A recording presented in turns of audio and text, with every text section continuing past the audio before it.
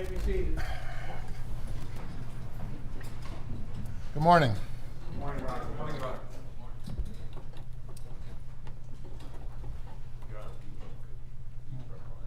Okay, Mr. Murdaugh. Or Murdaugh.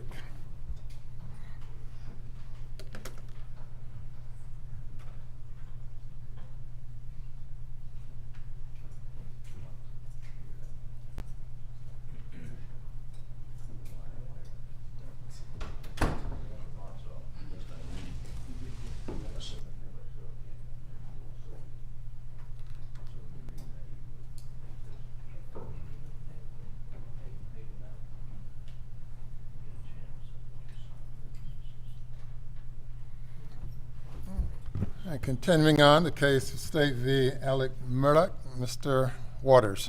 Thank you, Your Honor, and may it please the court. Yes, sir. Your Honor is aware, of course, that as we showed up for a pretrial hearing for a trial that would be going this week for the set of financial crimes as it related to the Satterfields, ultimately the parties agreed to a plea agreement to resolve the various financial crimes against Mr. Murdaugh in return for a negotiated sentence of 27 years in prison, that being 85% time that would have to be served before the possibility of any release. And obviously those are independent of the two existing life without parole sentences currently Mr. Murdaugh is serving for the murders of his wife and son.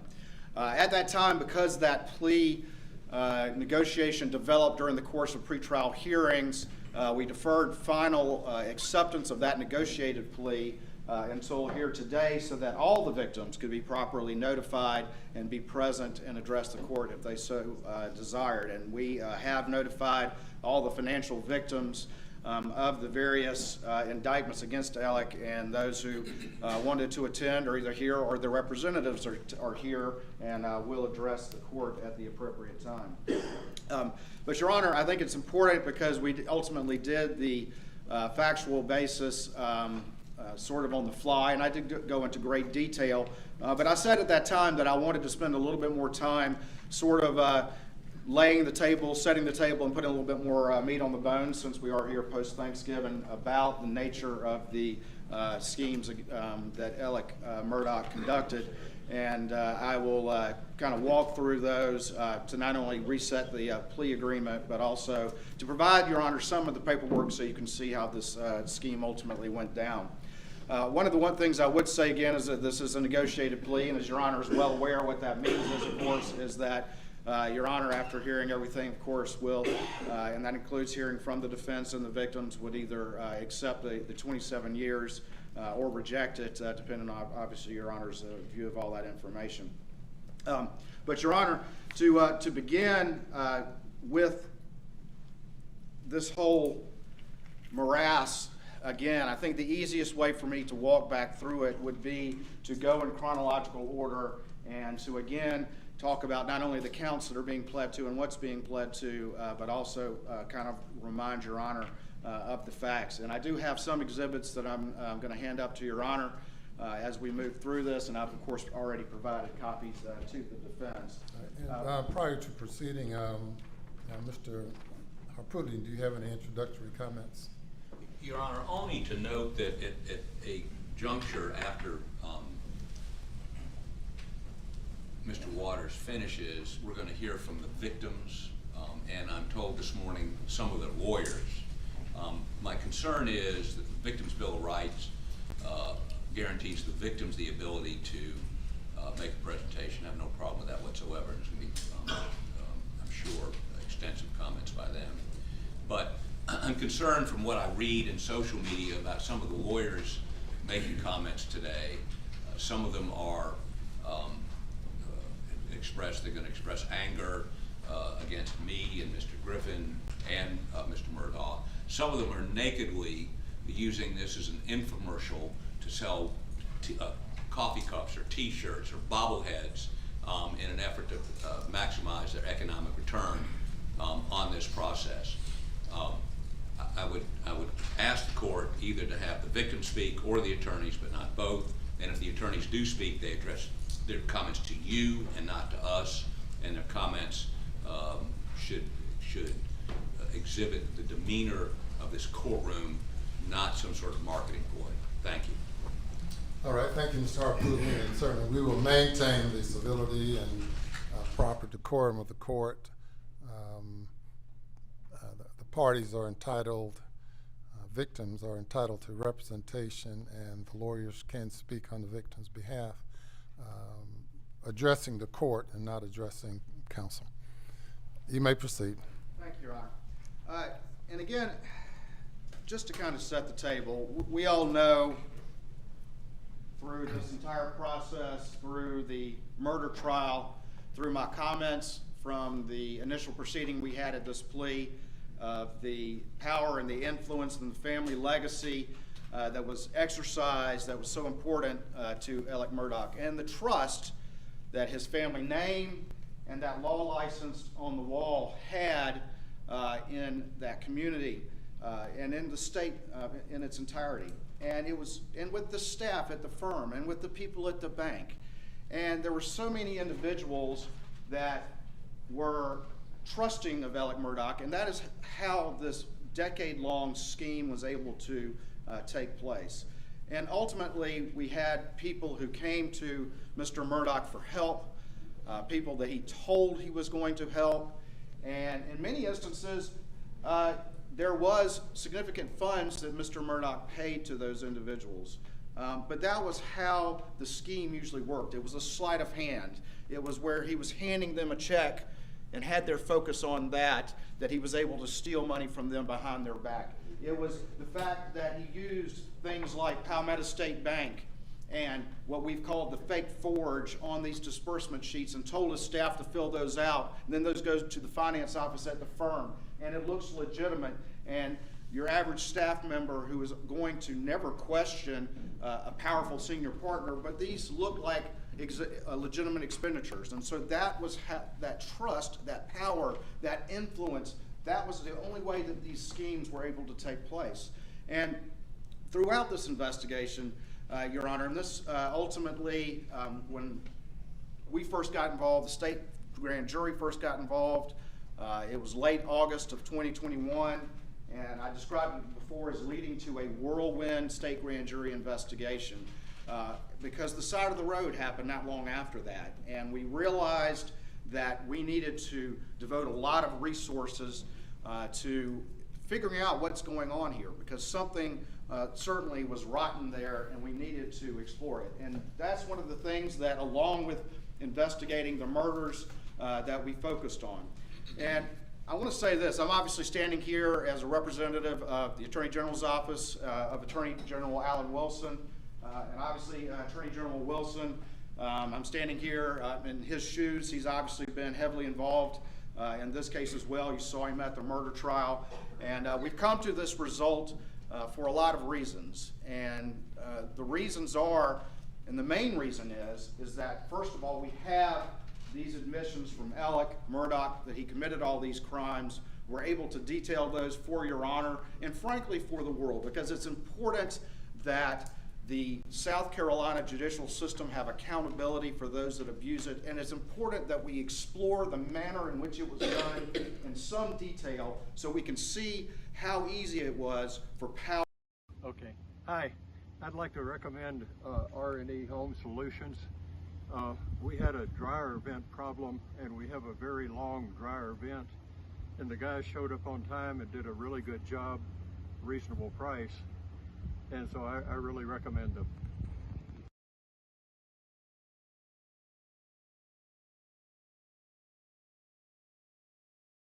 Morass of documents and financial documents and bank statements and checks.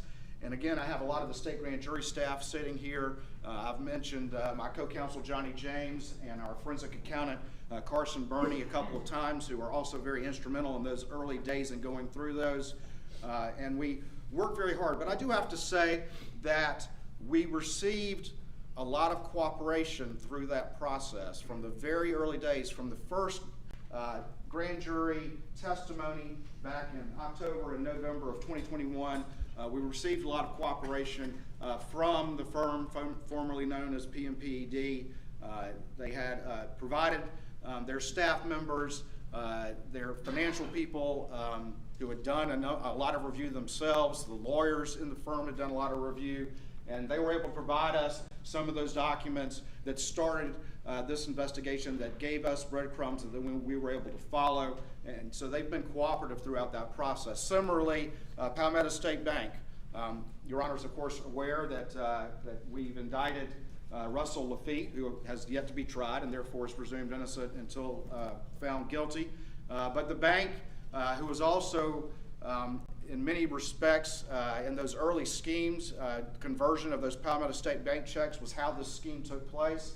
And the bank similarly has been very cooperative in doing its own investigation, but also in providing access to documents and providing access to bank staff, and some of whom you saw testify at the financial trial and at the federal trial of Mr. Lafitte.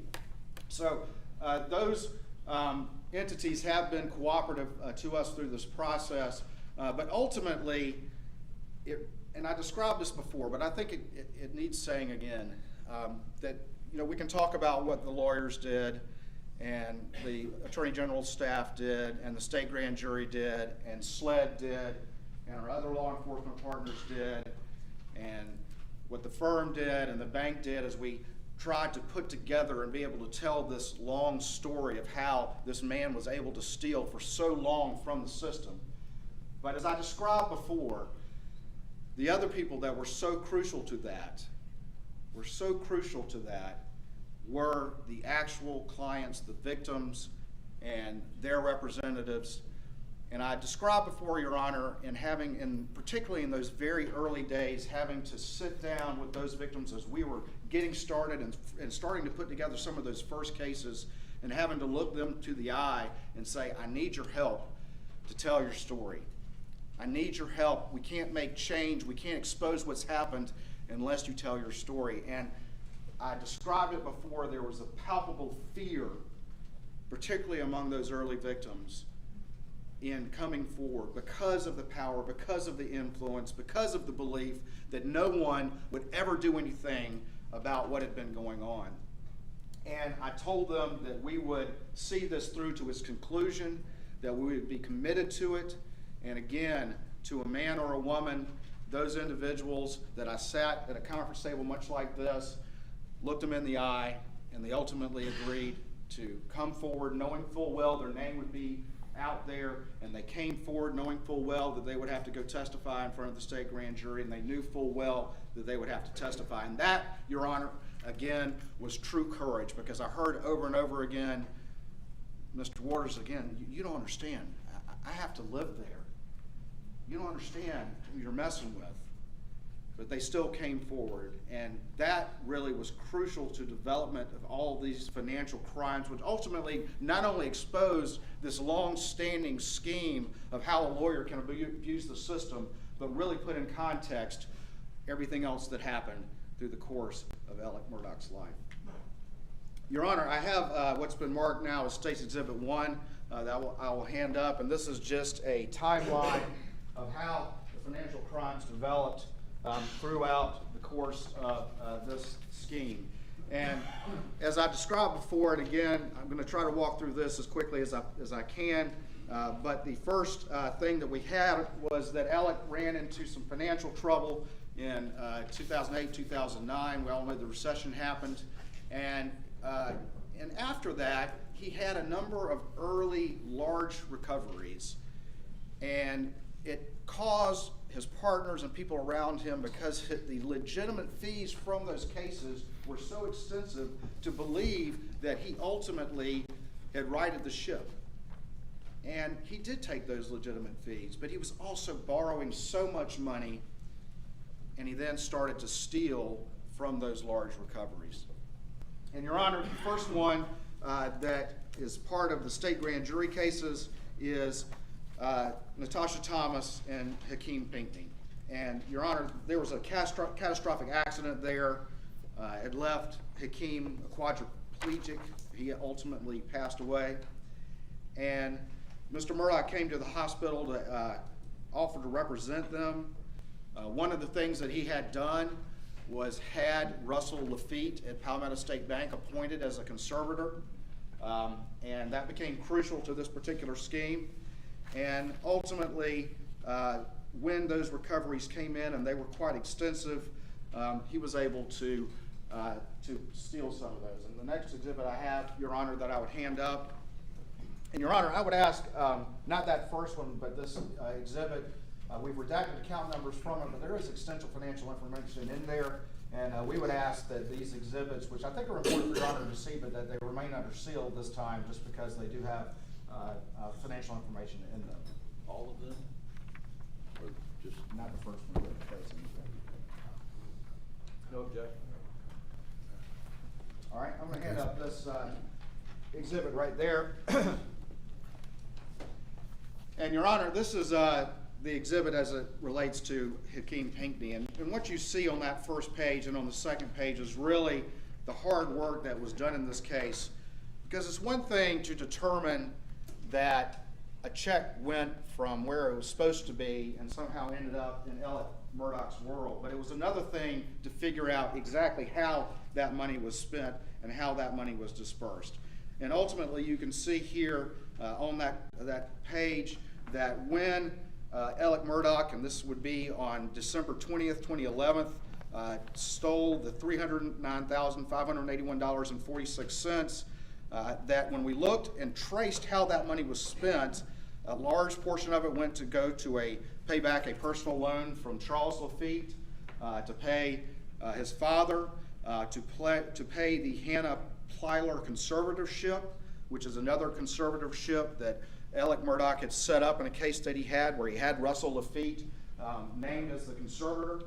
And then ultimately he started to have, and Russell started to lend money from that conservatorship to Alex to keep Alex afloat, to keep him afloat on those many loans that he had with Palmetto State Bank that Russell Lafitte had given him. There's another conservatorship, Malik Williams, that substantial monies went to. But Your Honor, if you flip over to the last page of that exhibit, you'll see a disbursement sheet right here. And these are very indicative of how easy it was ultimately to steal. These disbursement sheets have the recovery amount at the top. They have the various sources, the insurance companies in there, and then they have the legal fees, which tended to be anywhere from 33 to 40% of, in this instance, a very, very large recovery. Costs and expenses and loans and medical bills. And then down at the bottom, there's just a simple thing that says disbursement to client, and it has Palmetto State Bank, $309,581.46. And based on those disbursement sheets that Alex Murdaugh would cause his staff to prepare, then the finance office at the firm would have those checks cut, as they were told to do by this man right there. And once he had that check cut to Palmetto State Bank, he would take it to Russell Lafitte at the bank, and then Russell, having a check in his hand made out to Palmetto State Bank, would then convert that money to Alex's benefit in the manner in which he said. And in many instances, it was to pay back loans that Russell Lafitte had either given Alex Murdaugh to keep him afloat from the Plyler conservatorship or from other actual bank loans, to the point where Alex had gotten so much in hock to Russell Lafitte that Russell Lafitte was in hock to Alex Murdaugh. And in many instances, these loans, particularly early on, were used to stop Alex Murdaugh's financial situation from falling apart and from all of those loans going into default, much less the fact of being exposed that Mr. Lafitte and Alex together had been loaning themselves money from a conservatorship meant for the benefit of two minor girls. Did you say in hock or? In hock, H-O-C-K. In hock. Yes, sir. Okay. Your Honor, the first one, that being the Hakeem Pinckney, that is Alex is pleading to a representative count for each victim, but that was 2022 GS 4702 count 1, breach of trust, 10,000 or more, and he's agreed to a 10-year penalty for that particular one. Your Honor, the next one that I'll hand up deals with Natasha Thomas. And this is Stage 3 for purposes of this proceeding.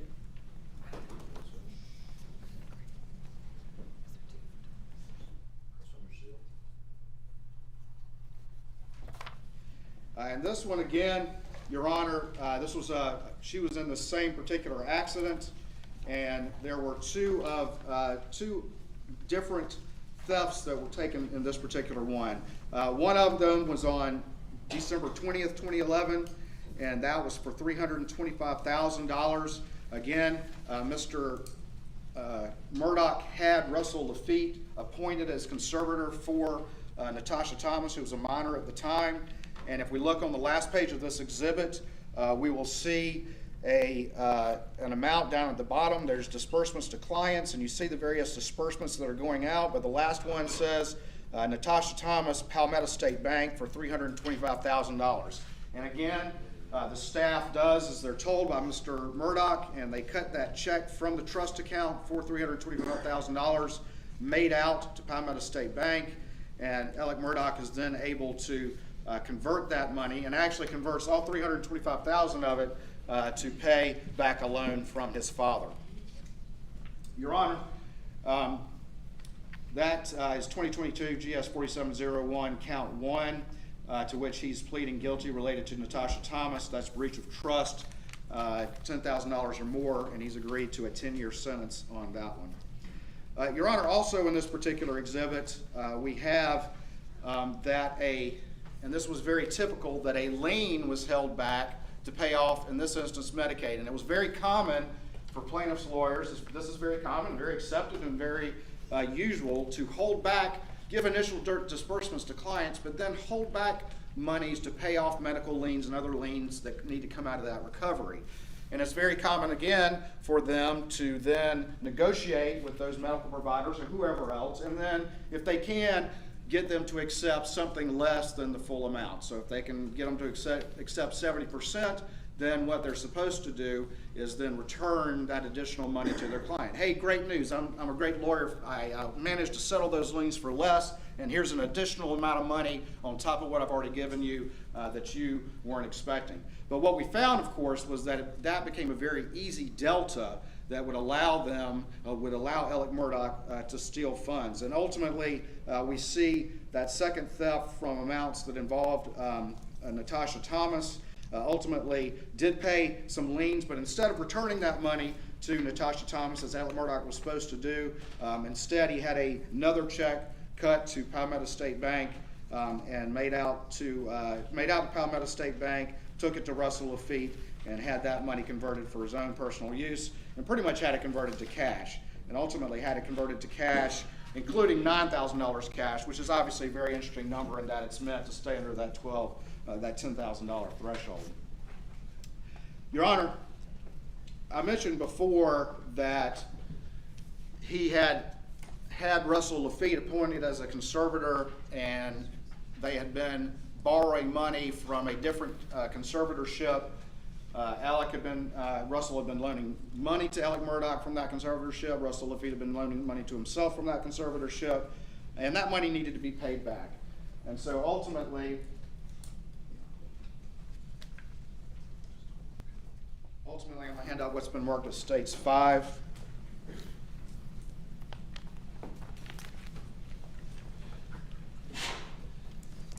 And ultimately, he had yet another huge recovery, and that involved the case of Arthur Badger, whose family was in a catastrophic accident, severely injured his children, killed his wife.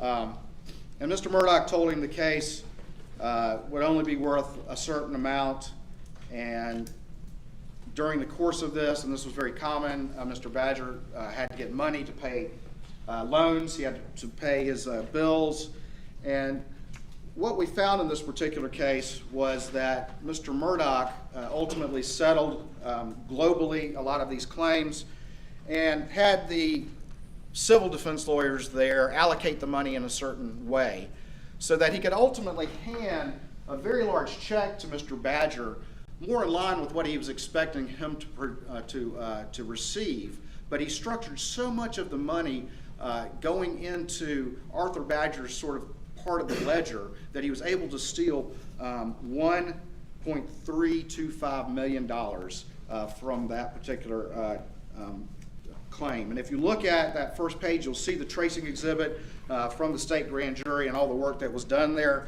But you can see, for example, in one instance, he paid off a credit card balance that he had with this money over $150,000. He used this money also to pay back the conservatorship that I previously mentioned, that he was getting money loaned to him by Russell Lafitte for over $482,000. And those are just some of the expenditures that we see on this particular theft. The other thing is, that's very interesting, is you'll see at the very back, you'll see an email, and this is from Russell Lafitte to Alex Murdaugh, and he says, "Alex, can you get Jeannie, who is the CFO at the law firm, to recut the check as follows?" And then you can see some amounts that are down below there that were cut that way. And they were cut that way so that it could break up that money, and then that money could be used to give the illusion of regular payments, to really to fuse out a huge amount, like $1.325 million, in order that slowly, over a period of time, Alex could convert that money, and again, in large measure, to pay back loans that had come to him from that prior conservatorship.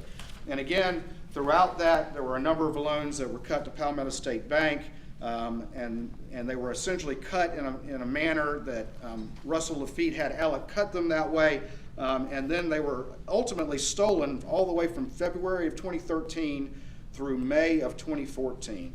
And so ultimately, it was a very involved scheme. Because it was such a large amount, they had to cut it up. They had to make it look like it was coming at different times from different sources.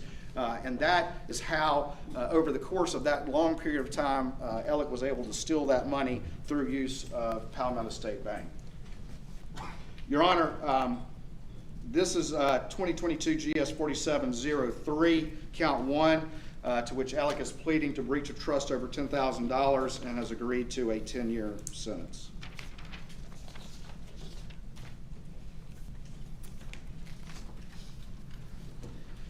Next one I'll hand up to Your Honor is State's Exhibit 6. And this individual was Dion Martin. And Dion Martin was in a head-on collision with a drunk driver in 2012. He was on life support for a number of weeks, and a month after he was released, Alex Murdaugh called him and said, "I'm going to help you, I'm going to represent you," and ultimately ended up settling the case without talking to him, ultimately covered up the paper so he couldn't really see what he was getting, but ultimately, like all of these, still gave Dion Martin very, very sizable funds. But if we look at this particular one, ultimately he was able to steal on October 7th, 2015, $338,056. $338,056.14. And if you look on the back page of that exhibit, you can see that there's a disbursement there. It says disbursement to Forge, and it has that very amount on there. And again, this is where we see the scheme start to change a little bit. After the Badger theft and how much detail had to be engaged in with those checks to Palmetto State Bank, with Russell Lafitte sending emails asking Alex to cut it up different ways, to have that money dispersed in different manners, that got to be very, very difficult. So what Alex Murdaugh changed his scheme, and what he did was he went to Bank of America and again opened up a account in the name of Richard Alexander Murdaugh, doing business as Forge, and ultimately was able to get those checks cut to what we call the fake Forge.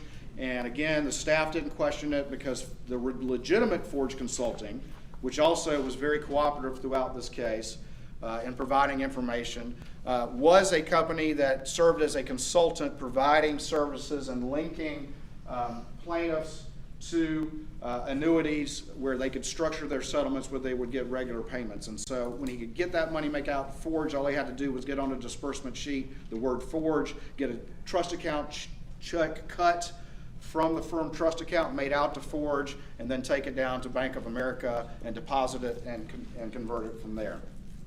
Your Honor, that was the first theft from Mr. Dion Martin, and I'm going to return back to him in a minute. But one of the things that we see paid off from that theft of $338,000 was a $169,000 balance on a credit card. Your Honor, the next one,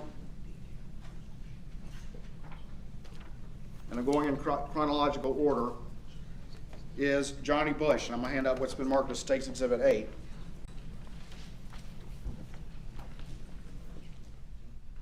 I'm going to come back to Dion Martin in a minute, but this particular one was on June 9th, 2016, and Mr. Murdaugh is pleading guilty here for 2021 GS 4736, count 2 to computer crime, and he's agreeing to a 5-year sentence. And in this particular instance, Mr. Bush was a long-time friend of Mr. Murdaugh. He was in a car accident. He trusted Alexander Murdaugh. He mentioned that over and over again because Mr. Murdaugh referred to him as a brother. And anyway, Mr. Murdaugh settled the case without talking to Mr. Bush. And Mr. Bush signed the documents because, like he said, he trusted him. And ultimately, Mr. Murdaugh was able to get him to sign a disbursement sheet that had on it a disbursement to Forge for $95,000. And you can see that on the last page of this particular exhibit. And ultimately, again, that was in June of 2016 that he was able to steal that money from Mr. Bush. Go on to the next one. This is Exhibit 9.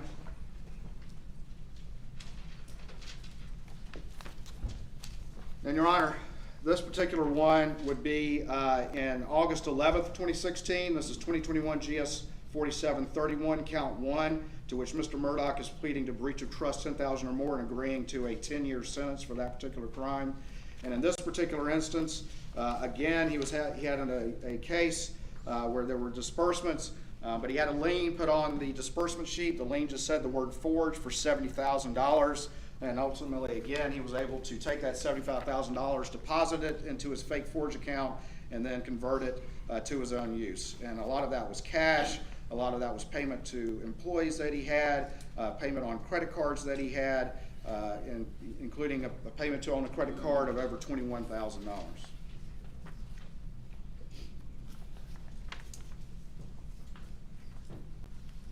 Next one I'll hand up, Your Honor. Hi, it's Nicole Hockley from Sandy Hook Promise. My beautiful butterfly, Dylan, was murdered in his first grade classroom when he was just 6 years old. The pain is unbearable, and it's my life's work to make sure his death meant something.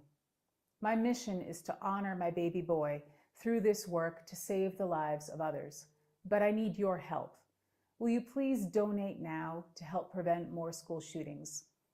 Life without Dylan will never get easier, but the only way I can move forward is by doing all that I can to protect other children from gun violence. And I couldn't do any of it without your support. Thank you.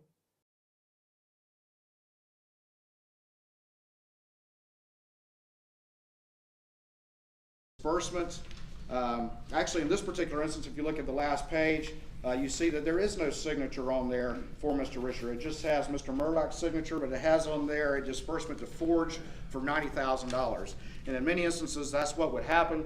Sometimes Mr. Murdaugh would get the clients to sign these disbursements, and they didn't realize that those disbursements were on there that he was going to steal. Other times, the records would reflect a disbursement that was never signed by the client, but ultimately, Mr. Murdaugh gets, based on this disbursement sheet, the staff to cut a check from the trust account for $90,000 made out to Forge. He's then able to take that money, put it in his fake Forge account, and convert it to his personal use.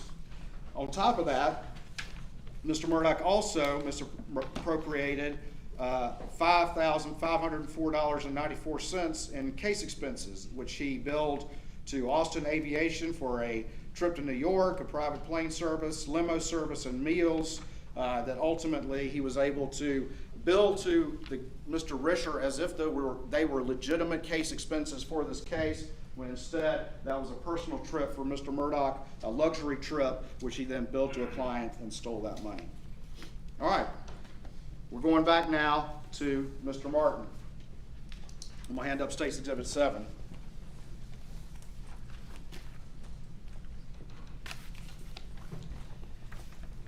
I mentioned Dion Martin before, and now we've moved to October 11th, 2016.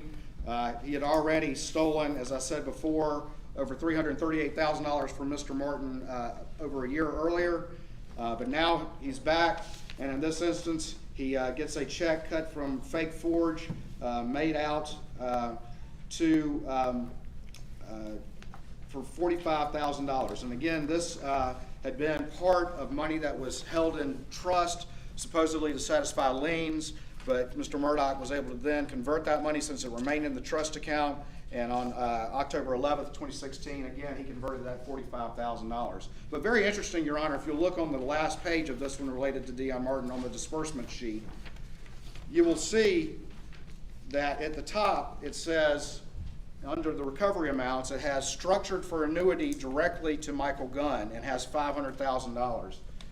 That's a phantom recovery. That doesn't exist. He just put that number on there, and by doing so was essentially able to generate on his books $200,000 of attorney's fees. That's a phantom. It's a phantom, but it's credited to him on his books. So ultimately the firm was victimized in this regard because he, in the end, it works out to about $185,000 an extra year-end bonus that went to him because of that phantom recovery that was on there. Going to the next matter.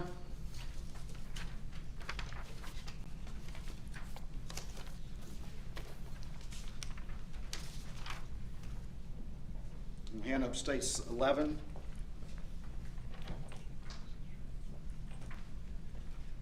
And we're back to the Pinckney matter that I mentioned before, that catastrophic wreck. In that particular case, Mr. Murdaugh represented Hakeem Pinckney. He had his friend Corey Fleming representing Hakeem's mother, Pamela Pinckney. Because she was driving, they were allied, but she still had to be named as a defendant. And ultimately, there remained in Corey Fleming's trust account $89,133.44. And even though the disbursements had happened in that case years and years before, even though Mr. Fleming had had a lot of direct contact with Mrs. P during the course of that and had disbursed money to her, who had direct communication with her all the time, in this particular instance, without calling her, Corey Fleming and Alex Murdaugh got together, and Corey Fleming had a check cut from the MKF, the Moss Coon and Fleming trust account, for that amount. Didn't call Miss P and say, oh, by the way, there's $89,000 belonging to you. Instead, he sent that to Alex Murdaugh at the trust account, and then Alex Murdaugh, once it's in the PMPED trust account, if you look on the last page, you'll see that he gets a disbursement sheet cut. There is no signature for any client or anything like that, but gets that check cut for $89,133.44, made out to Forge, puts that in his Fake Forge account, and ultimately converts that to his personal use. And one of the things that we see on this one that's interesting, we have a $23,000 and change payment to a credit card that he used with the stolen money. We also see over $20,000 of money that he took to a check cashing service to turn into cash. Your Honor, that particular one, again, was accounted for in 2022 GS 4702, count 3, to which I previously mentioned, to which he was pleading and agreed to a 10-year sentence. Your Honor, the next one is on May 16th, 2017, and this was the first check of what we call the double dip. And this is the one where Mr. Murdaugh is pled pursuant to Alford for stealing the repayment of the firm, from the firm, of money loaned by his brother Randy. And ultimately he pled under Alford to 2022 GS 4723 count 3 to money laundering $100,000 or more, to which he's agreed to a 20-year sentence. I think it's very interesting, though, that we look at the date that first double dip check goes in, and it's May 16th, 2017, which is the same day that also we have the check cut from the PMPED trust account check for Ms. P's money for the $89,000. Those both occurred on May 16th, 2017, and ultimately were converted for his personal use. Handing up the next exhibit is Exhibit 12. And the victim in this particular case is Randy Drawdy. And again, Mr. Drawdy was in a slip and fall accident. He trusted Mr. Murdaugh because from what he heard, Mr. Murdaugh had a good reputation. Ultimately, Mr. Drawdy felt like he needed more medical treatment, but he couldn't afford it. And he did receive some disbursement, but years and years and years go by.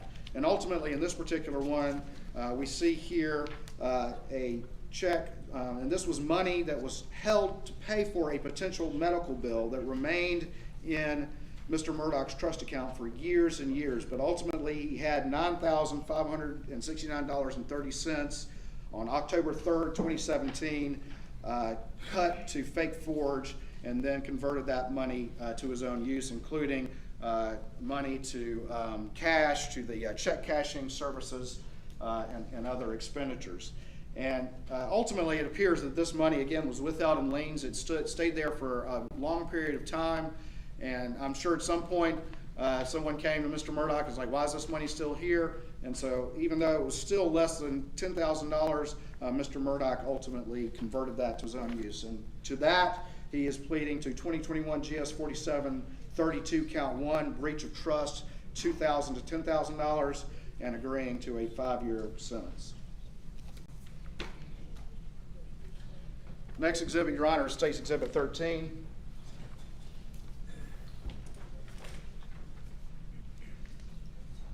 And this involves Jordan Jenks. And Mr. Jenks is here present in the courtroom today.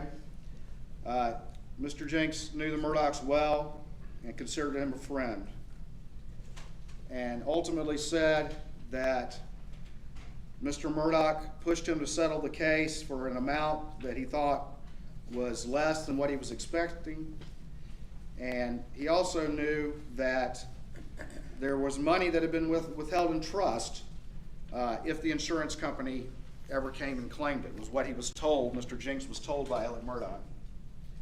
And he also knew that Murdaugh was busy first with the boat accident and then with the murders, and didn't want to bother him. And if we look at this particular exhibit, there was, if we look on the disbursement page, the first one, and this is 3 pages from the back, Your Honor, there was $150,000 in liens that were withheld for Blue Choice Health Plan. But instead of satisfying those liens, instead of doing right by his friend, Mr. Murdaugh instead cut one disbursement for $65,000 and another disbursement for $85,000 from that $150,000 that he had withheld, and had those made out to Forge and deposited into his Fake Forge account. And then ultimately converted all of that to his own personal use. And you can see on the first page, the tracing exhibit, how he converted that to his personal use.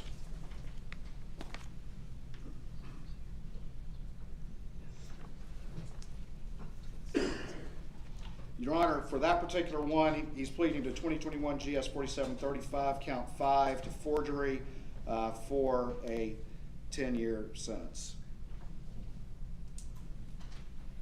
With regard to these various exhibits, including number 13, the disbursements to C.E. Smith, Eddie Smith, can you explain those?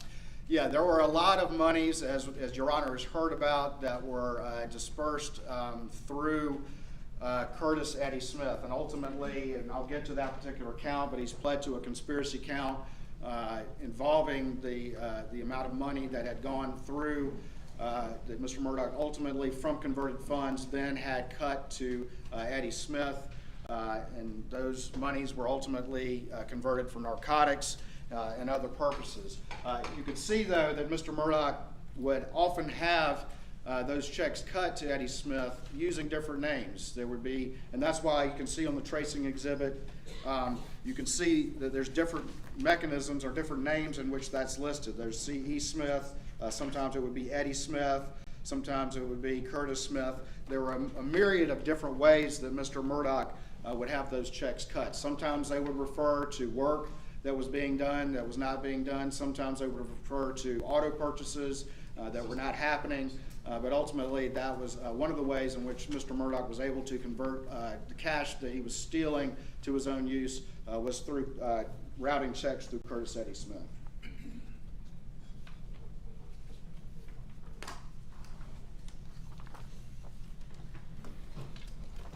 Your Honor, next exhibit I'll hand up is States 14.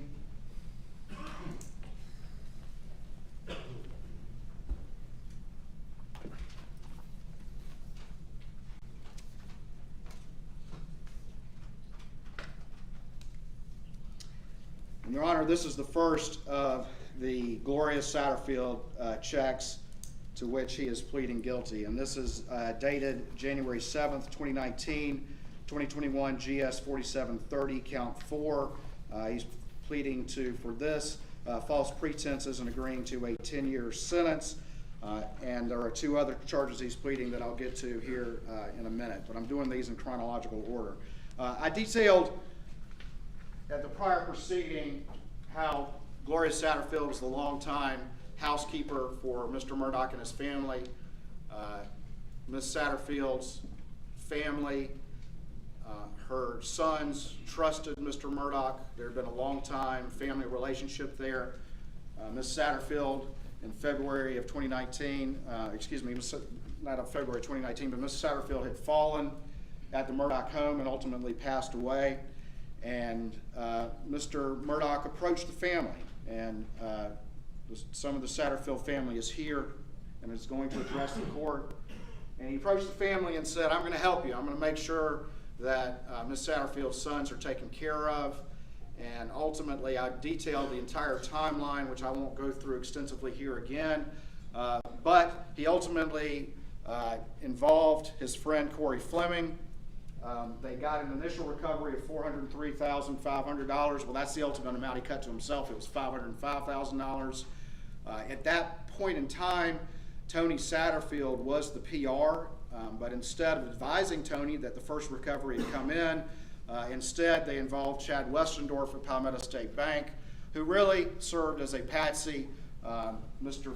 Fleming and Mr. Murdaugh dealt with Mr. Westendorf and told him they would take care of everything, they would handle everything, they would make sure that the money went to the boys, that this money was being set up for a structure with the boys. Don't worry about communicating with the Satterfields, we've got this. But of course the Satterfields were kept in the dark throughout the entire process. And unlike many of the other schemes where Mr. Murdaugh was able to successfully steal because he had handed a big check to these clients, so therefore they're paying attention to that life-changing money and not realizing what's really going on. In this particular instance, as I will detail, Mr. Murdaugh stole every dime of what ultimately was a very, very large recovery.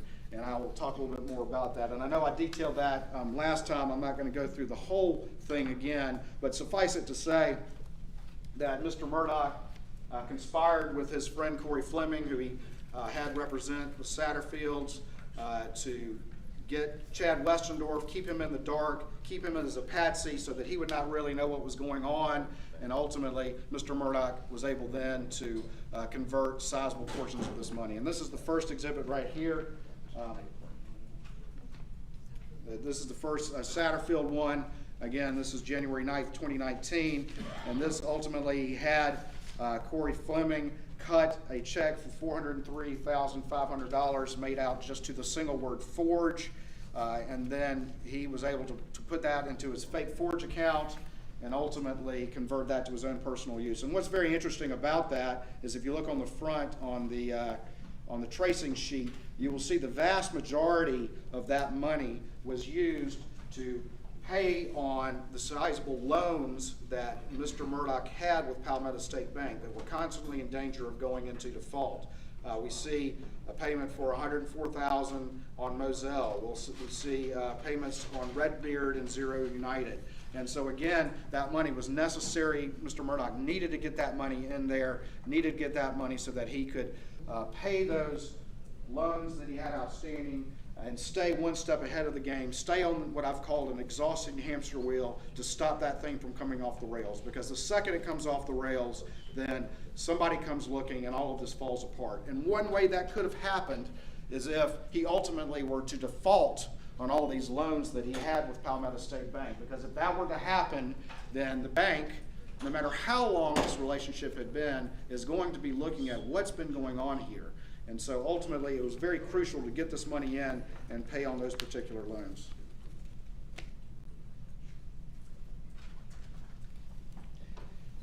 All right, going in order here, Your Honor, I'm going to come back to the Satterfields. I'm going to hand out what's been marked as States 15.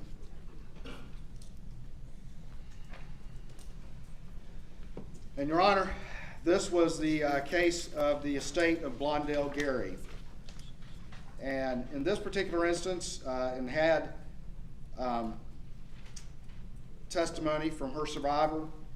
Her mother, who was Blondell Gary, had passed, and she met with Mr. Murdaugh a week later, and he ultimately settled the case without talking to her. And ultimately, there was some money that was being withheld to determine whether or not another individual was an appropriate beneficiary under this particular case. And that was why it was explained to them that they were withholding this money, but instead of Mr. Murdaugh doing what he said he was going to do, when he was able to withhold that money, he was able then to get it converted to a fake forged check. And we can see on the last page, we can see that forged structure. It says $112,500. And again, and Ms. Gary is sitting there, she's being explained that's why that money is being withheld, but ultimately Mr. Murdaugh was able to convert it to his own use. And again, he had a lot of that to go for his own expenses, for his own cash. Money went to Curtis Eddie Smith, sizable portions of it went there, as well as a myriad of personal expenses that you can see on the first page of that tracing exhibit. Your Honor, for that particular crime, he's pleading to 2021 GS 4733, count 2, money laundering, $100,000 or more, for which he's agreed to a 20-year sentence.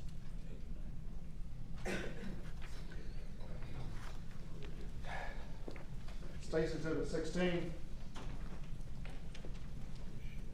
This is the big one, Your Honor. This is the check from the big recovery that Alex Murdaugh, in collusion with Corey Fleming, were able to get in the Satterfield case. And ultimately, after Mr. Fleming took his sizable legal fees, had a check cut from the Moss Coon and Fleming trust account for $2,961,931.95 and made out to the single word forge, and then had that personally delivered to Alex Murdaugh, who then was able to convert every dime of that money for his own personal use. And again, throughout all of that, and so all of this came to light till after the side of the road and people started looking, ultimately the Satterfields had never saw one thin dime of that money. They never received one thin dime of the money that went through Corey Fleming, that went through Alex Murdaugh. And it was all converted for his personal use, this particular check. Your Honor, for that particular crime, he's pleading, again, 2021 GS 4730, count 5 to money laundering, $100,000 or more. That's a 20-year sentence, and that will be the lead sentence for the case. I will get to later the additional 7 consecutive years. That's the other lead sentence that will total that 27 years of 85% time. But this 2.9, by far being the biggest amount, is one of the lead sentences in the particular case. And again, you can see how this money and the extensive amount of work that was done that was to trace how that money ultimately was spent. But just to give some examples, we have a payment of, look on page 2, Your Honor, a payment on of over $609,000 on a loan on which his father was a co-signer at the bank. We see a $500,000 payment on a loan relating to Moselle. We see over $132,000 going to C.E. Smith. We see repayments to one of his law partners of over $304,000. We see payments to his father for a loan for $385,000. We also see payment on a credit card down at the bottom there of $146,968.06. So again, stealing this money, we're getting to a critical point for Mr. Murdaugh. Stealing this money was necessary, again, to keep afloat and to pay back all these extensive loans that he had taken from the bank, to pay back these loans he had taken from his father, to pay back these loans he had taken from his law partners, to pay back six-figure credit card balances, as well as all the other expenditures that are listed on there.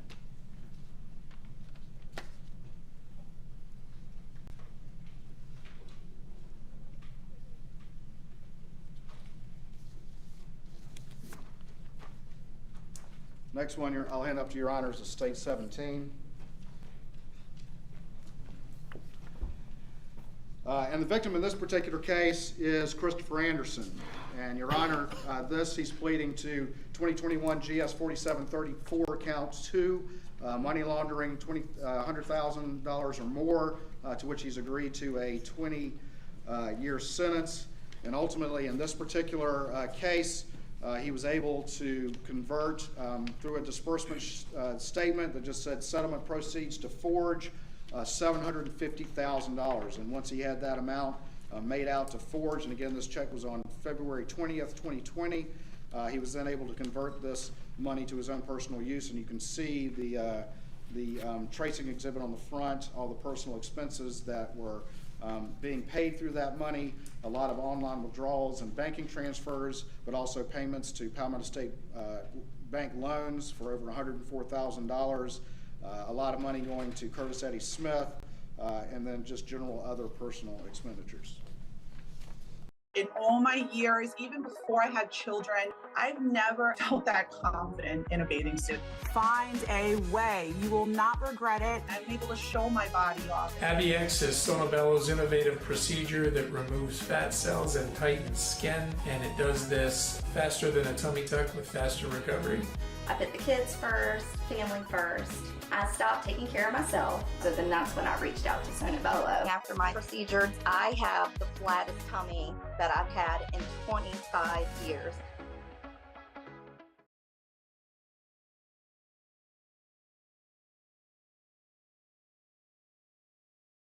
Trust account, and so Alex Murdaugh in October again of 2020 has a check cut by Corey Fleming from the Moscoon and Fleming Trust account for $118,000 made out to just the single word Forge and delivered to him, which he then converts to his own use. You can see cash withdrawals of over $22,000. You can see over $28,000 to Eddie Smith, as well as other expenditures. And this, of course, is around the time also that they then have the stipulation of dismissal signed in the Satterfield case that doesn't have the caption.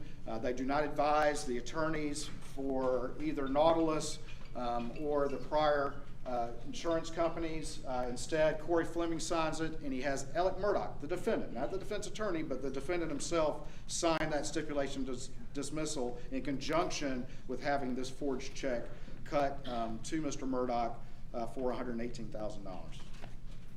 Your Honor, that is 2021 GS 4730 count 8. To which he's also pleading to money laundering $100,000 or more and agreeing to a 20-year sentence.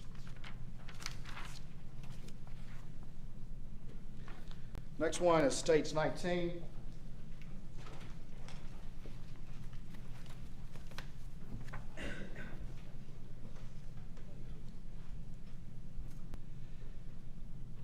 This is the estate of Sandra Taylor. This one really gets to me, and her mother, Elise Mallory, testified. Her daughter was killed by a drunk driver, leaving behind 3 minor children. And I've talked to her extensively,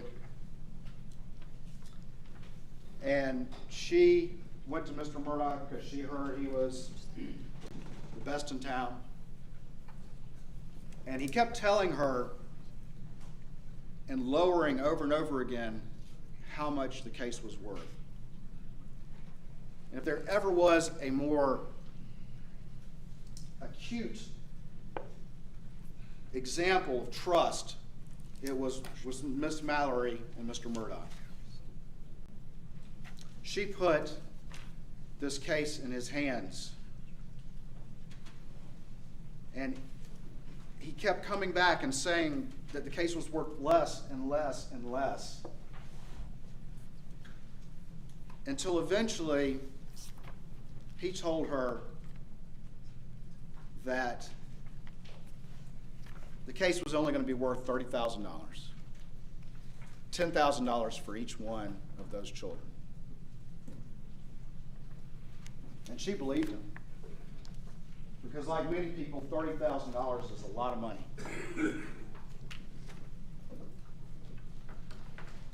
The reality is that Mr. Murdaugh, with his insatiable need for cash, settled that case for $183,528 because he needed the money. And then he had a disbursement sheet that wasn't signed by Miss Mallory, executed, in which he put on their attorney's fees of $30,000. You can see that on the last page. And then had the rest of the money, $152,866, made out to Forge, and then converted that money to his own benefit. And that was on November 30th, 2020. $23,500 of that was cash withdrawals for his benefit. $29,000 went to C.E. Smith, and then more went to other versions of that name. Paid $20,000 on a credit card. And Miss Mallory, those children, like the Satterfields, who were also the most prime example of trust in this case, the people that trusted him more than anyone, the Satterfields and Miss Mallory, like the Satterfields, she didn't get one thin dime of that money. And Mr. Murdaugh even went so far as to go back to the firm and say, hey, I feel bad that I wasn't able to get that much from Miss Mallory. Can we refund the $30,000 to her? Because he told her that. He said, I can only get $30,000 in this case, and because, out of the goodness of my heart, I'm not going to take a legal fee. That's what he told her. Out of the goodness of my heart, I'm not going to take a legal fee. I'm just going to get you that $30,000. But the problem was he'd already dispersed the money. He'd already dispersed the $30,000 to the firm. And he went back to the firm and said, and telling them a different lie, telling them, hey, I would like to just refund that $30,000. I don't want to take a fee. Just refund that to her. Obviously what he was going to do was then give her that $30,000, which is what he had promised her was going to be the recovery all along. But the firm was like, no, the fees are paid. No, we're not doing that. And so Miss Mallory never got one dime. For that crime,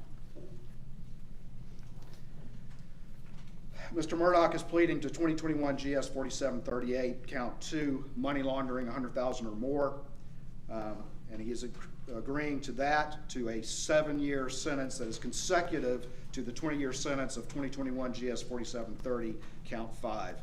And those would, again, be the lead sentences for the total of 27 years at 85% time as a result of this plea here today.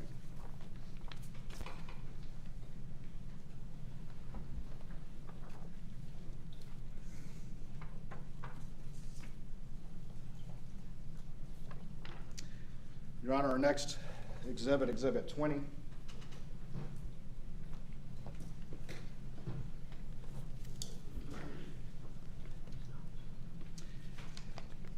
this particular instance, this was another instance in which Mr. Murdaugh was able to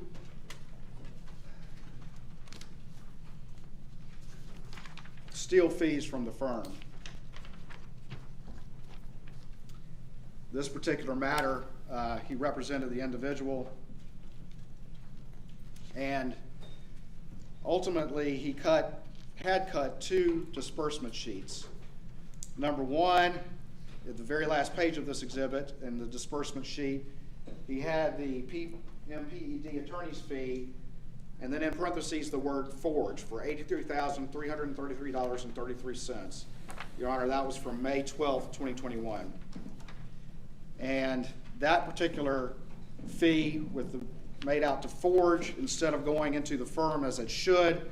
It was made out to fake forge, and Alec again was able to convert that money to his own use, cash withdrawals, payments to associates, the standard things that we see.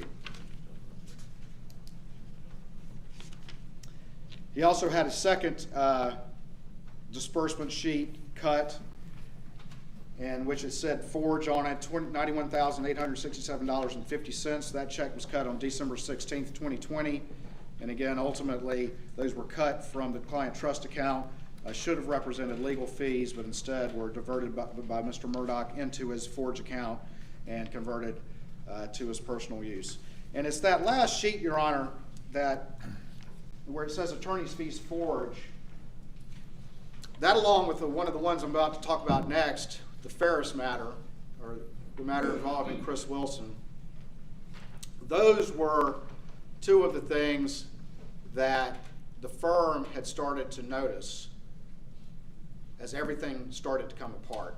And Your Honor, of course, has heard about the confrontation, the discussions between Jeannie Seckinger and Annette Griswold and Mr. Murdaugh about where the Ferris fees were. But the other thing that had caught staff's attention, that had caught Jeannie Seckinger's attention, was this Hirschberger matter and whether or not some fees had been diverted there. And it was not until months after the murders that a couple things happened at the same time. The firm, Jeannie Seckinger, was looking back at this Hirschberger matter, concerned about what that was. Around that same time, Annette Griswold found the actual Ferris check that had been made out to Mr. Murdaugh instead of the firm. And what I'm going to talk about here in a minute, Thomas Moore, they started to look around, and that led them to identify the initial fake forge matters that led to them confronting Alec, terminating him, announcing that he had been stealing money, to which he's admitting today. And of course, the side of the road followed not long after that. Your Honor, for that, the Hirschberger matter, he's pleading to 2022 GS 4724 count 3, false pretenses, and agreeing to a 10-year sentence.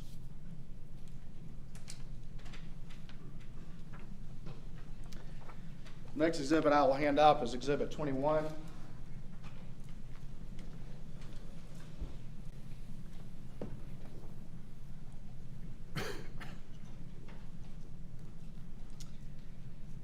Your Honor, this one is the matter involving Thomas Moore. In this instance, he was representing Mr. Moore, who had been injured in a wreck. Mr. Moore is a trooper who had been injured in the line of duty. Ultimately, Mr. Murdaugh had arranged for a recovery, did not advise Mr. Moore, did not tell him money had come in, and had a disbursement sheet cut for $125,000, you can see on the last page. Ultimately forged Mr. Moore's signature on there, and then had that dispersed to fake forge. This was on January 29th, 2021.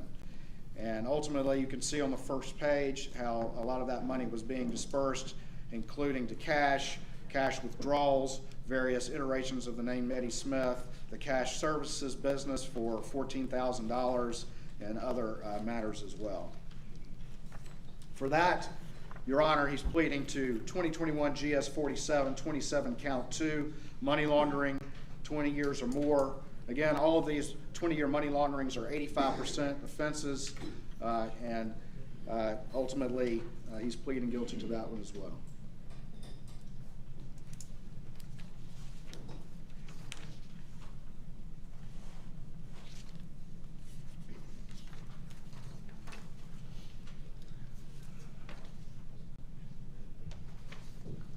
next hand of State's Exhibit 22.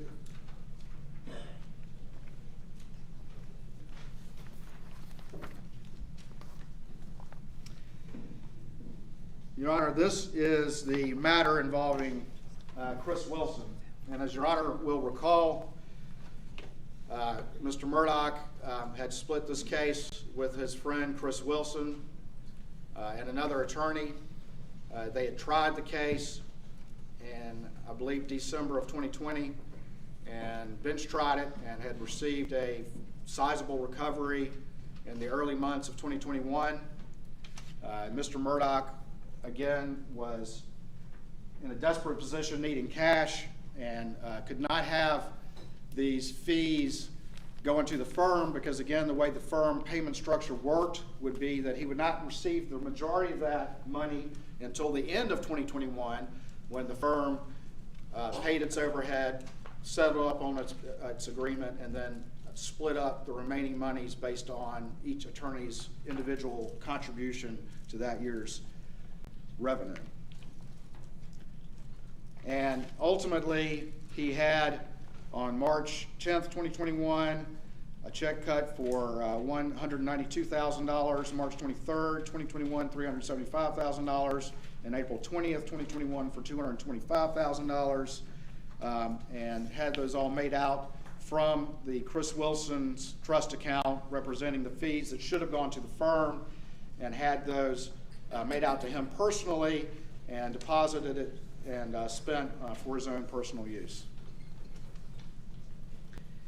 And it was those particular checks that led to, when the expenses came in, led to the whole inquiry from the firm, PMPED, back to Chris Wilson's office on where are the fees? Where are the fees? We got the expense check. And Your Honor, of course, has heard testimony about that issue percolating and the fact that it was even discussed on June 7th, 2021. And after June 7th, 2021, of course, no one was really paying attention to those matters anymore for a number of months. And one of the things that Mr. Murdaugh was able to do was borrow money from a law partner, and was able to borrow money from the bank, and got $600,000 and sent that back to Chris Wilson, and then told Chris Wilson a lie. Pretty much said, hey, I got some things moving around. I'm gonna send you the $600 right now. I'll get you the $192. But can you go ahead and tell the firm that all that money is in your trust account, which would solve the problem, because then that would stop the inquiry. And so ultimately that happened. Chris Wilson sent an email and said, those monies are in my trust account. And when, of course, everything crashed and burned following Labor Day of 2021, Mr. Wilson confronted Mr. Murdaugh, and Mr. Murdaugh admitted that he had been stealing and admitted that he didn't have that $192,000.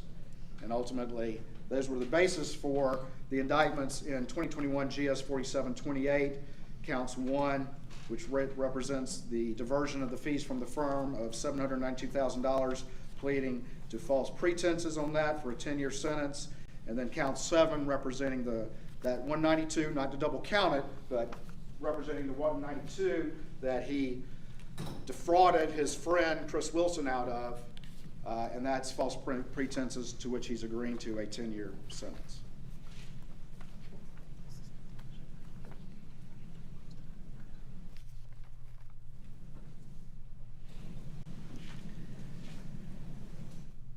Your Honor, additionally, Mr. Murdaugh is pleading to 2022 GS 4710, count 1, and that is a criminal conspiracy, Your Honor, between him and Curtis Eddie Smith. And the dates are from October 2013 through February 2021, and ultimately those deal with the conversion of a lot of these funds from whatever source through checks to Curtis Eddie Smith that related to a lot of illegal purposes, including narcotics. That total being at least $2,413,754.79.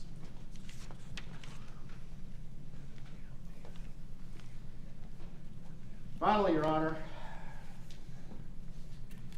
Mr. Murdaugh is pleading to 2022 GS 4734 count 9, and that represents his willful evasion of taxes for all of this ill-gotten gains, and that total from all those years is $619,391.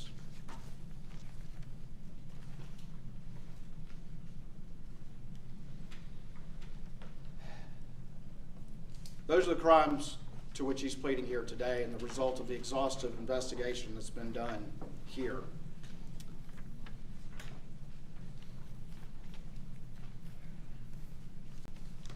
And Your Honor,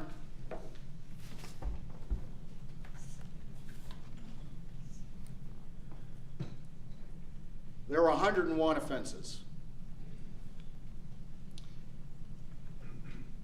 And people might say, why are we resolving this in this manner? And the reason for that, there are a lot of reasons for that. Ultimately, we're having here a guilty plea in which Mr. Murdaugh is admitting his guilt, and we have gone and been able to detail the manner in which the system was abused. Mr. Murdaugh is waiving his appellate rights, and within the law, his post-conviction rights, which means for this plea here today, there is certainty, as much as the law will allow, that he will serve at least 85% of that 27-year sentence if Your Honor ultimately accepts this result. Whatever happens with any other litigation, we ensure with this result here today that Mr. Murdaugh will stay in state prison for what is most likely the remainder of his life. And that's aside from the 2 life sentences that Your Honor previously imposed upon him. But we have to remember that this result here today is not for the murders. This result here today is for those white-collar offenses. And 27 years at 85%, Your Honor, is more than anyone can think of, state or federal, that someone has received for white-collar offenses. It's more than Enron. It's more than WorldCom. It's more than Carolina Investors.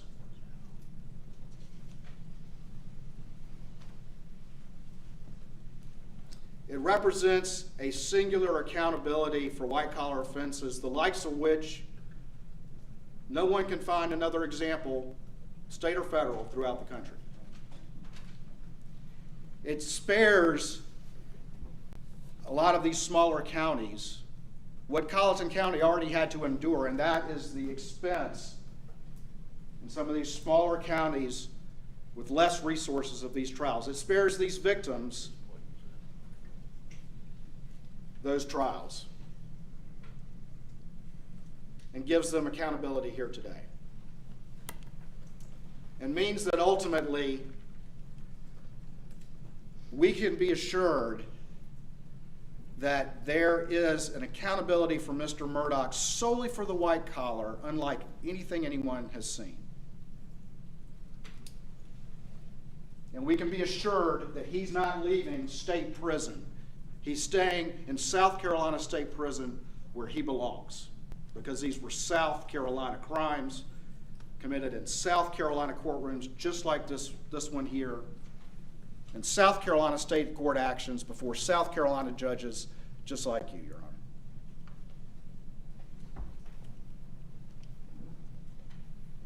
Those are some of the reasons why this is a unique result, an appropriate result. Because although Mr. Murdaugh is facing an accountability just for white-collar offenses, unlike perhaps anyone ever, the course of conduct that we've identified through all of those exhibits, lasting for all that time period, involving so many victims in amounts that may have been insignificant to him but were massive to them. The wreckage that he has left through the legal system, the distrust of the legal system that he has caused, deserve a singular accountability more than anyone has ever heard of. And that is why this sentence is appropriate.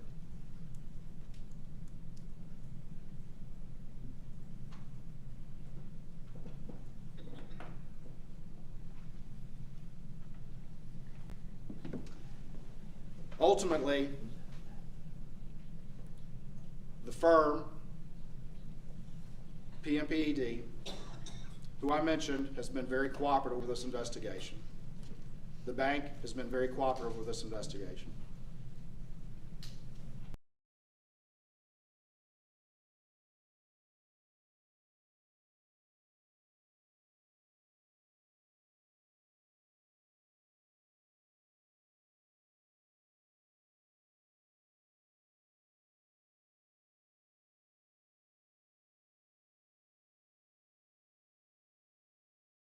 And civil matters that still remain associated with the wreckage and the morass that this man has caused. And that is not, all of that is not for this courtroom here today. This is to resolve criminality. And ultimately, the firm has paid net amounts back to the victims that I've discussed here today. And that is not to say that those victims may still have claims outstanding. It is only to say that they have paid back net amounts. And in many instances, that would be the exact amount that Alex stole from them. Not dealing with other issues that may be out there, like the loss of the money for all that period of time, or the appropriateness of attorney's fees, or things like that. Those are for a different forum. The firm has, though, cooperated. The firm has paid those net amounts back to those victims so that none of them are currently empty-handed.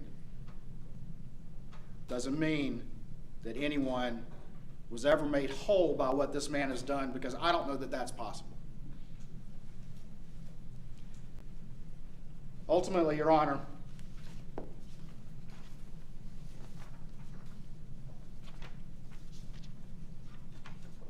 I want to hand up a couple more exhibits.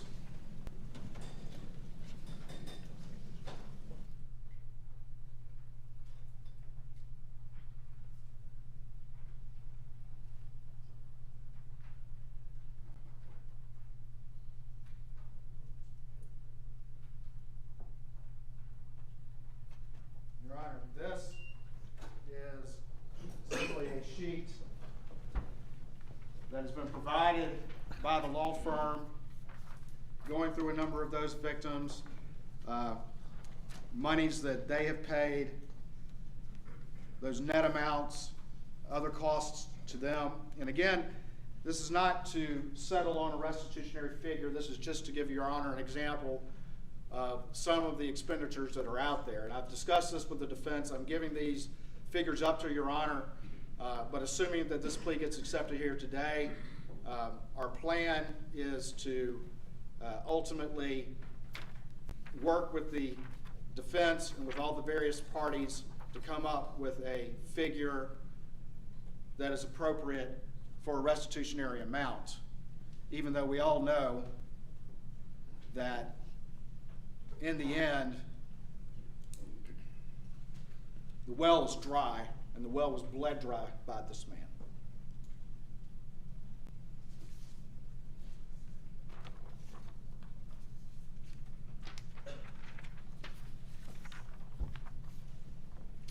This next exhibit details the tax liability and the amounts I identified before, representing the loss to the state of South Carolina for the tax revenue.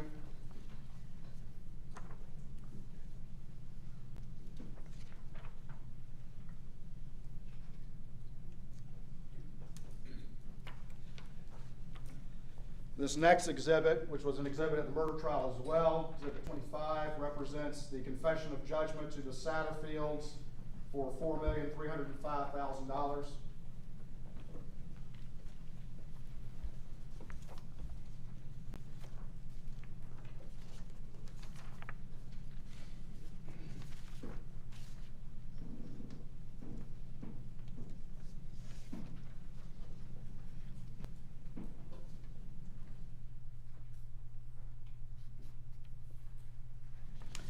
The final two exhibits are sort of summaries of some of that related to the criminality in this courtroom today. And again, I want to be clear, the criminality in this courtroom today is to address the victims for which there are indictments and not to address all the claims that may be out there, all the claims that some of these victims may have, all the claims that the parties may have with each other.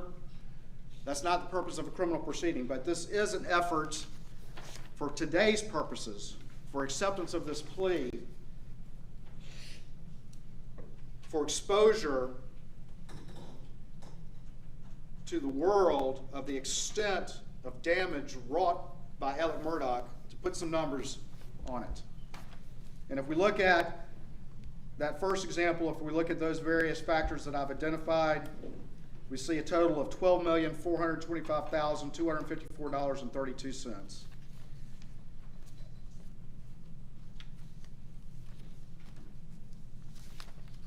There have been some offsetting claims as it relates to the firm, and even if you count for those, we're looking at $8,548,488.26.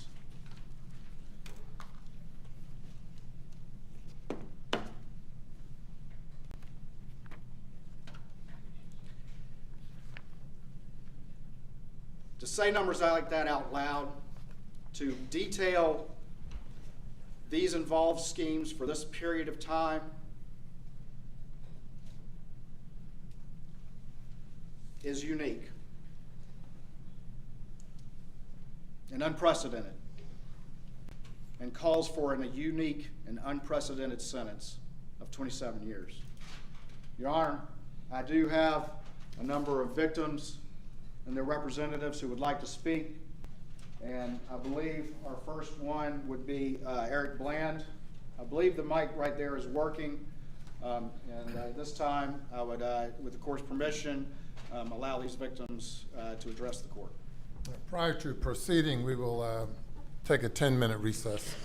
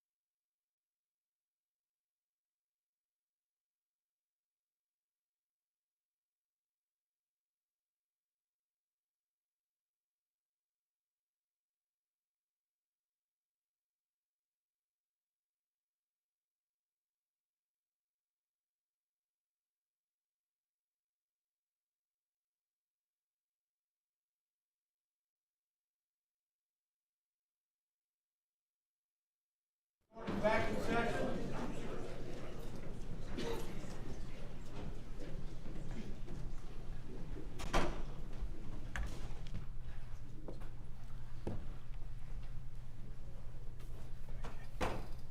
Thank you. You may be seated.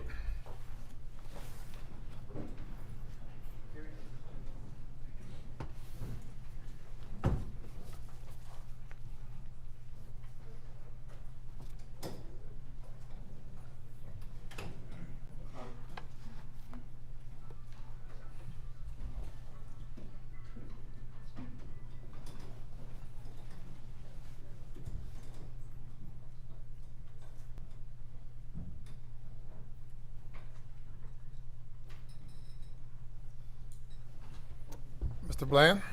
May it please the court, Your Honor. Yes, sir.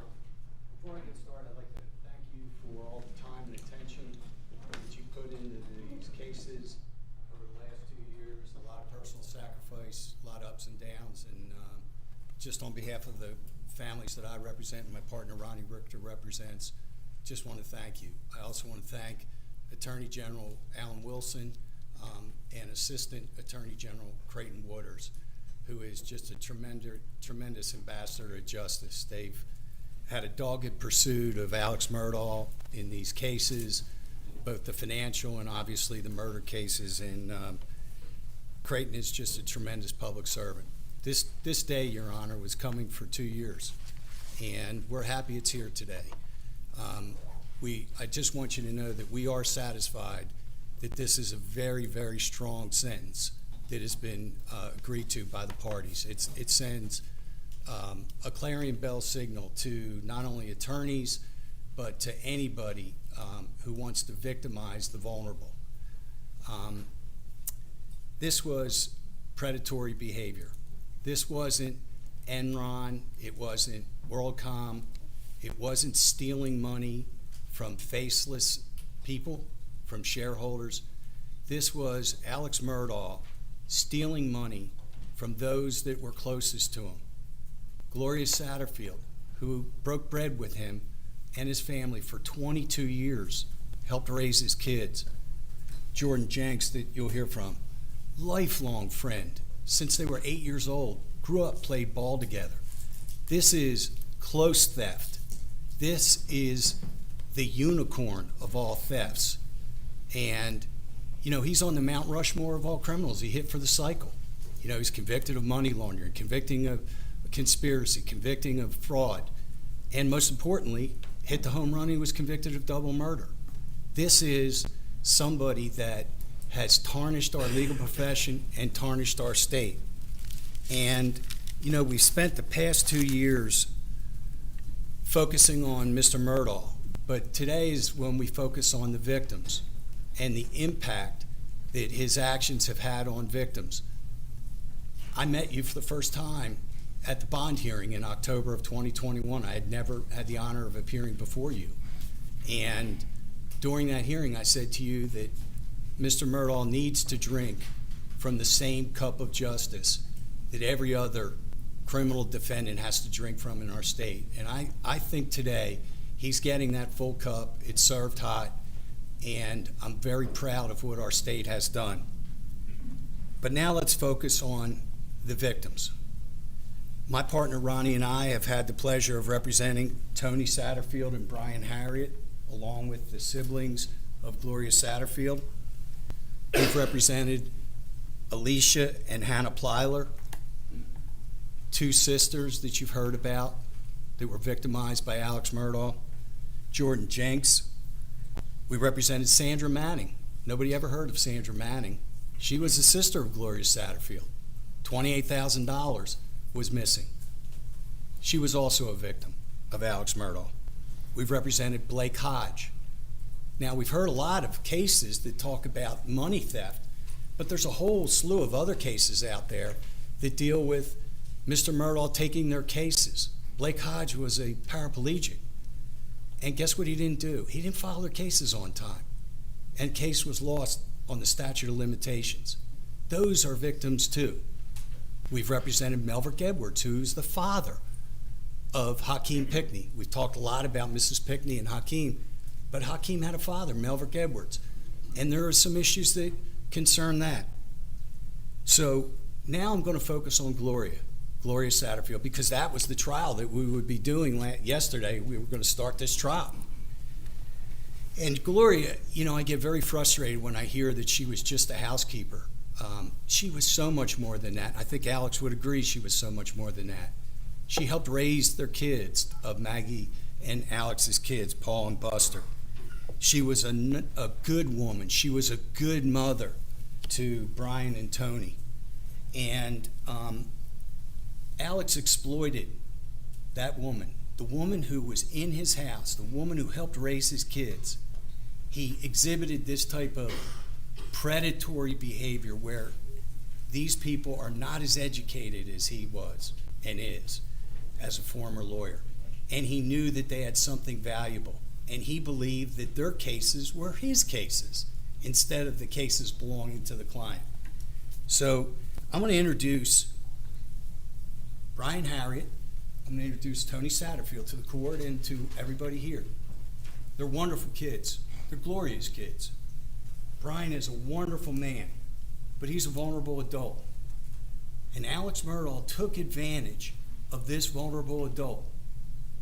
And it gnaws at me. And when I heard Mr. Wooders get up and go through the litany of crimes, I got nauseous. I'm sure I'm not the only one that got nauseous here. And so let's not delude ourselves. He's not just guilty of 22 crimes. He's guilty of all 102 of those crimes. And he will live knowing that he is guilty of those crimes. These boys, these men are wonderful Christian men, but their death of their mother was used to steal, to enrich himself at their expense. And I heard when he pled guilty, I wasn't in the courtroom a couple weeks ago, he used the words, "I wrongfully obtained." That's not wrongfully obtained. He stole. Use the right word. He was a thief. He used the word and said, "I misrepresented." No, you didn't misrepresent. You lied. That's what we have to talk about in this courtroom. He was a thief, and he stole, and he lied to these clients, those that are closest to him. He lied to his law partners. He lied to his own brother. $3.5 million of the $4.3 million that was recovered on behalf of the death of Gloria Satterfield, he stole. He took. And you heard Mr. Wooders, there's Mrs. Pickney coming in the courtroom. You heard Mr. Wooders say, he stole every dime, everything, every last penny from them. And, I heard it said that, Alex said 2 weeks ago, I'm really happy that I'm finally able to be pleading guilty, that I've been wanting to do this since September of 2021. No, you need to hear, Your Honor, what he has done since September of 2021 in order not to have accountability and in order not to accept responsibility for what he did. When we had the bond hearing, after the bond hearing, his lawyers said in a gaggle that the Satterfields should look to others to get their money. They shouldn't look to Alex, that there's other people that are responsible for that. That was the start. We sued him civilly. He didn't answer the complaint and accept liability and deny damages, which he could have done. He denied liability. From 12/21 through May of 22, we, my partner Ronnie Richter and I, negotiated a confession of judgment, the same confession of judgment that was introduced as, I think, Exhibit 23 by Mr. Wooders, for $4.3 million. The money that he stole. He accepted responsibility. Did he? You'll hear in a second, he did not. But took 6 months to get a simple confession of judgment that should have been signed immediately. The murder trial, Mr. Harpootlian, who's a wonderful lawyer, probably one of the best our state has ever produced, denigrated this guy on cross-examination, Tony Satterfield. Disrespected him. That's not a man that's accepting responsibility. That's not Alex Murdaugh accepting responsibility. After the trial ended in March, Mr. Murdaugh tried to add these two men to the federal court Nautilus action as party defendants. And it was said that if Nautilus wants any money, don't get it from Mr. Murdaugh, you got to get it from these guys. Because Mr. Richter and I, we recovered money, more than $7.5 million for them, but from other sources. If that wasn't enough, and Judge Gergel denied that motion, that wasn't enough to stop them. In the summer, they filed a motion to vacate the confession of judgment that he gave to them in May of 2022. He signed his name. He had two really good lawyers help him negotiate the terms. It was notarized under penalty of perjury. But then he went and filed a motion in our state court trying to vacate that confession of judgment. Judge Price denied it in August, wrote an order that said, not happening. You gave it freely, voluntarily, without coercion or duress. You're a smart man. You knew what you were doing. Did it end there? No. They appealed it. They appealed that. Did it end there? No. We were supposed to have a trial, but for his plea 2 weeks ago. What happened next? They attacked the jury pool in Beaufort County.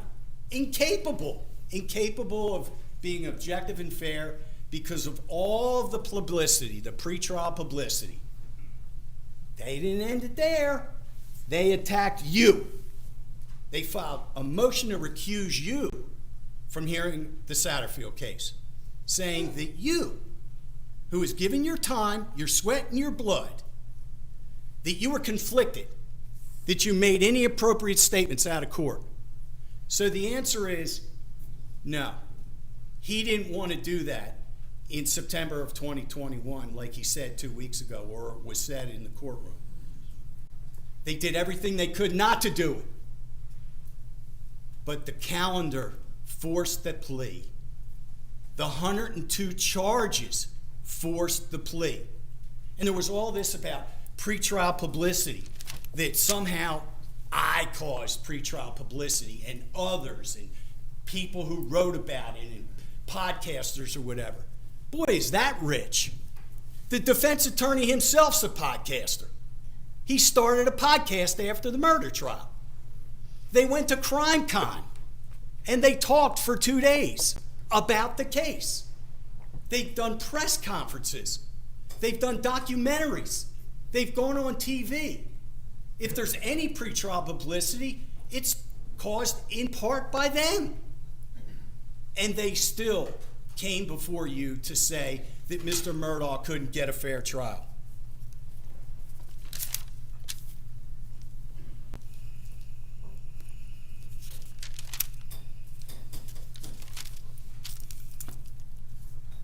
These victims' lives have been permanently altered.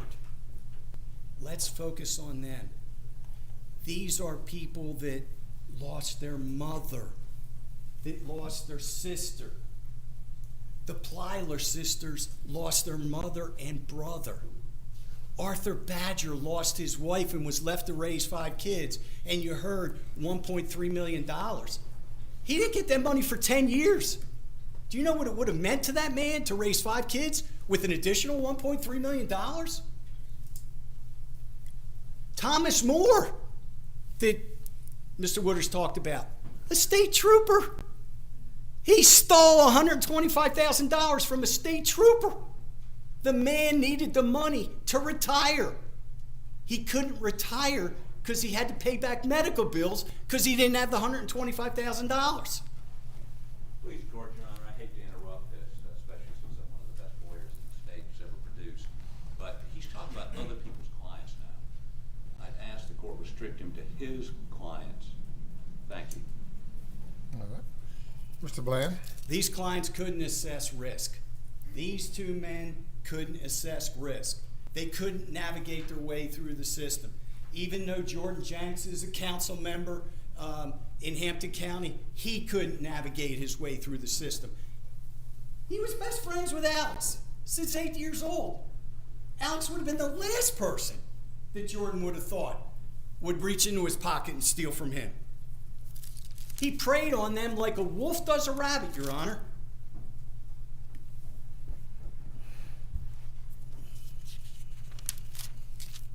Being a lawyer is everything to my partner and me. 35 years we've spent helping people. Every one of these lawyers here, Jim May, Justin Bamberg, Mark Tinsley, we do it because we love to help our clients.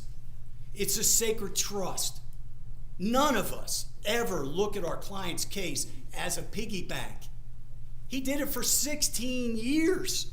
Now, I even disagree with the state. The state tags the number at $8.5 million. No, the federal government tags it at $10.5 million he stole. It isn't a white-collar crime. It's a red-collar crime. It's a red-collar crime because it includes lack of remorse, just a systematic pattern of taking from clients, taking from the Satterfields, taking from the Jenks, taking from the Plylers, taking from the Mannings. It never stopped. The only reason it stopped was because of the boating accident, or it would have continued. Every client was transactional, and he has done more damage to our profession. All the lawyer jokes that we lie, we steal, we double deal, we go back in chambers with you, and we cut deals behind our clients' back. He sent us back generations. Our state was a laughingstock until you got a hold of that murder case. So now the Satterfields have a judgment. It's in stone. They withdrew their appeal. My clients want their money, Mr. Murdaugh. When do you plan on paying it? They want that $4.3 million.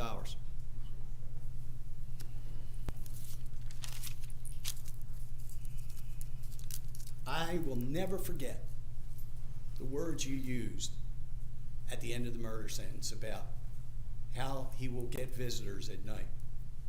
It pierced me. And I'm here to tell you that Gloria Satterfield will visit him. That Alania Plyler and Hannah Plyler's mother and brother will visit him. All of these people will visit him and let him know that it wasn't okay that he that he used their trust and misused their trust, that he stole money from them. He will see them and they will visit him, and I hope they do. Because not only did he hurt these people, he hurt his whole family. There's good in his family. Not everybody's bad in his family. He hurt his son. He tarnished his son. His father's a thief, a liar, a conspirator, and a money launderer.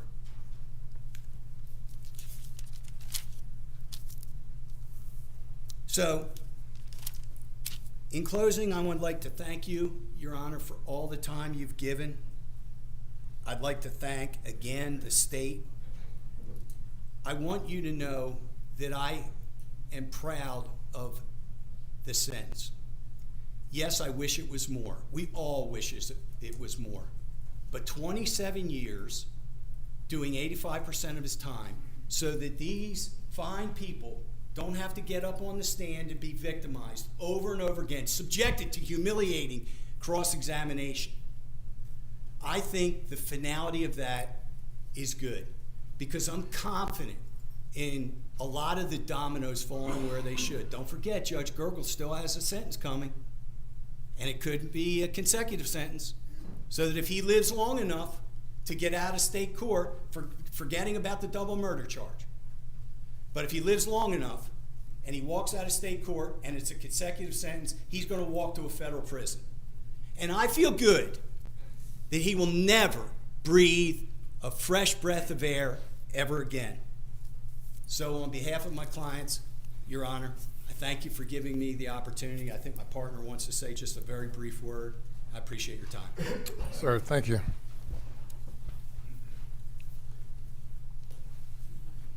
May it please the court, Your Honor. Yes, sir. I'm Ronnie Richter. I've been a lawyer in good standing of the bar of this state for 30 years now, Your Honor. I'm also a lifetime South Carolinian. What I want you to know about the clients that we represent is that they are the very best of us, that they are humble, that they're God-fearing, that they're honest, that they're hardworking. I've had a great career, but this has been the highlight of my career, to try to restore some faith that was destroyed by that man in the clients that we serve. I want you to know this too about the clients that we serve. None of them are victims. And I've heard the word said over and over. I'm even going to disagree with my partner. We don't have a victim in this courtroom. The word connotes that some accident has happened, that some misfortune has befallen them, that they are not victims. Prey, Your Honor. Prey is hunted. Prey is hunted by predators. Prey is taken when it's at its most vulnerable. By any way of looking at what happened here, the people we represent are not victims. They are prey. And that man across the courtroom, by any measure, is a predator. And when I say to you that these folks represent the best of us, and I look across the aisle and I see Alec there, who was once a contemporary of ours, all I can think to myself is, for all the power, the privilege, the entitlement that he was born into, that, I mean, for God's sake, all that was ever asked of the man is that you wake up and be Alex Murdaugh every day. To have taken it so afoul is hard to reconcile. He's made his behavior complicated, but we figured out what he's done.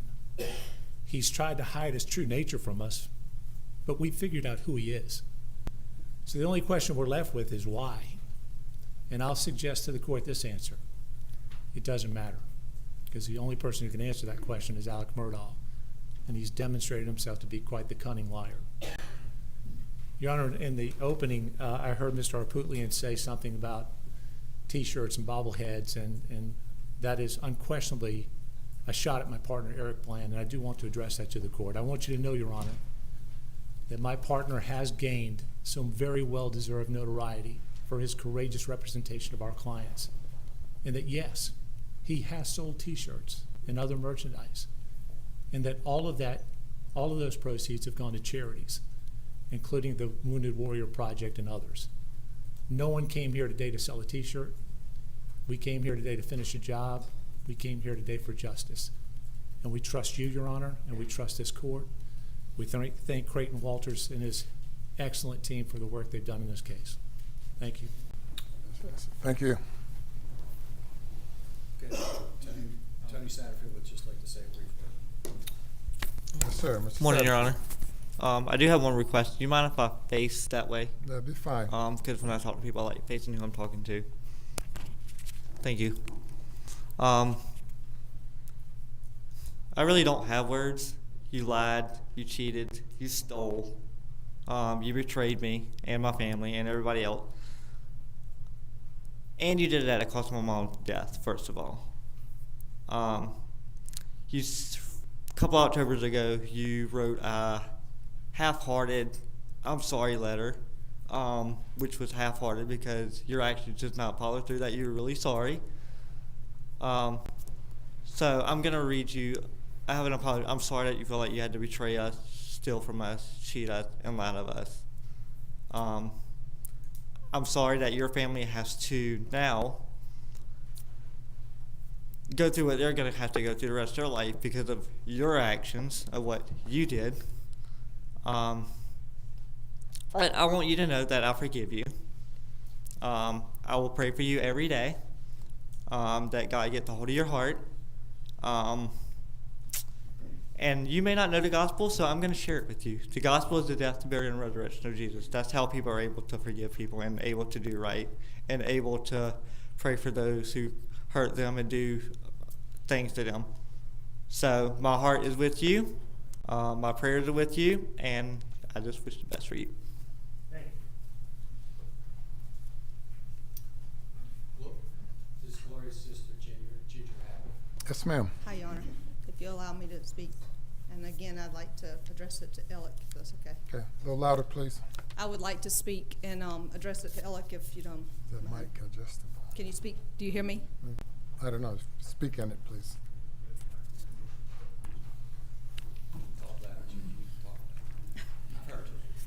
Can you hear me now? Hear me Yes. now? Now you hear me? Okay.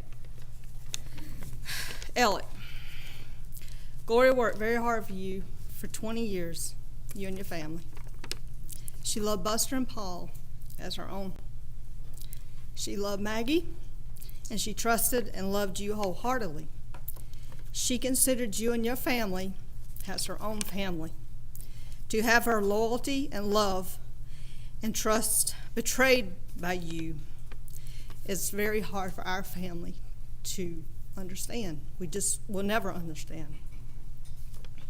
And how you were able to profit from her death is especially hard for us to understand and cause unimaginable hurt to our family. The fact that if only you had given Tony and Brian just a very small portion of the money you stole from them, they would have appreciated it and been very happy while thinking that you had kept your word, done your legal duty, and looked out for them and their best interest. Instead, you chose to break the law that you had sworn to uphold, be greedy, and look out for your own best interest. Alec, in time, the wrong you did to so many people may be forgotten, but in hopes that Gloria and her pure heart, full of kindness and love, will not be forgotten, we started the Gloria's Gift Foundation in honor of Gloria and her memory by providing gifts to some needy children during Christmas so that Gloria will be remembered forever. And my heart goes out not only to my family, but today to hear all these families that you did wrong by, those children that you stole from, everything. They lost a mother, and you stole every dime from them. I just don't understand. Did you not have a soul?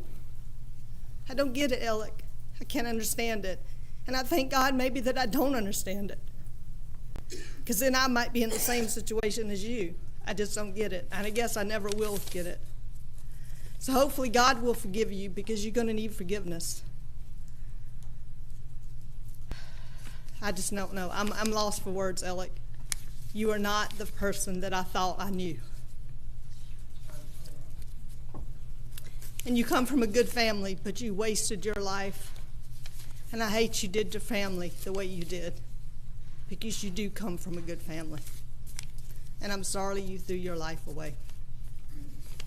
Thank you, Judge, for allowing me to address. Yes, ma'am. Thank you. And thank you for the state for everything y'all did for us to find justice. That's on behalf of the Satterfields. Yeah, thank you. Your Honor, I believe next person to address the court would be Justin Vanberg, who represents a number of the victims here, including Miss P, Sasha Thomas, Angel Gary, Jamie and Richard, Johnny Bush, Christopher Anderson, and Randy Drawdy. Mr. Vanberg. May it please the court. Yes, sir. Thank you, Your Honor. Beside me is Miss Pamela Pinckney, and she would like to say just a couple of words. I'm reminded of a quote, and I think it's very fitting for today. It's that fairy tales don't tell children that dragons exist. Children already know that dragons exist.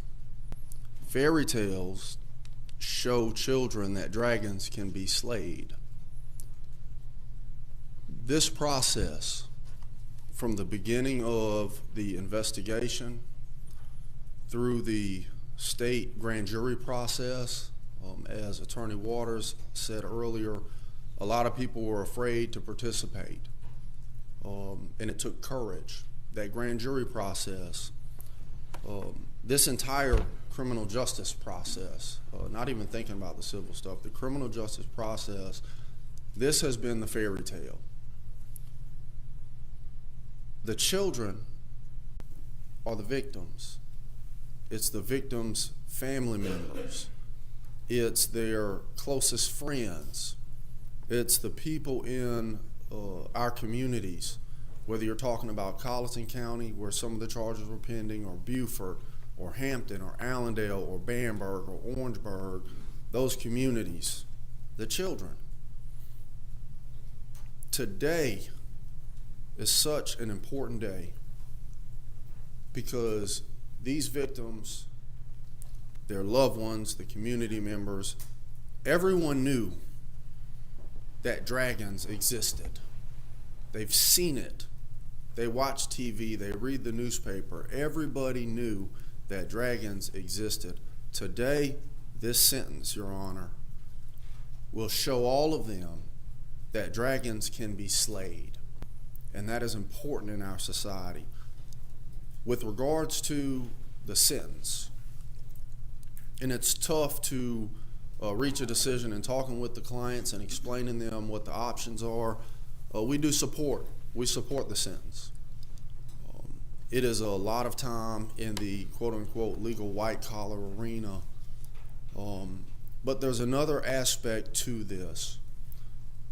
And I understand, I get it. I think my clients, the victims, understand that this entire ordeal for a lot of people, not just in our communities in South Carolina, across the planet, this entire ordeal has been very entertaining to them.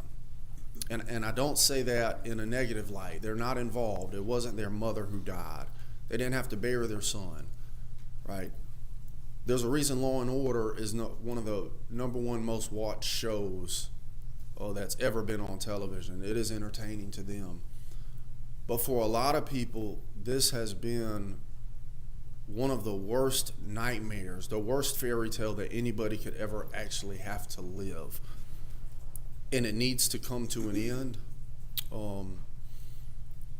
Again, one of the most amazing things that I have seen from my clients is the degree of grace. What's the saying? Act justly, love mercy, and walk humbly with your God. And a lot of them live by that. There are people who would have every reason and right to hate this man for betraying them, for what he did to their families. It's not just about money. These are not just names on a piece of paper or commas and decimal points. This was money that they needed for their lives. I believe there were victims who ended up getting put out on the street when their money got taken. If they had a reason to hate him or hate anybody, they would be justified.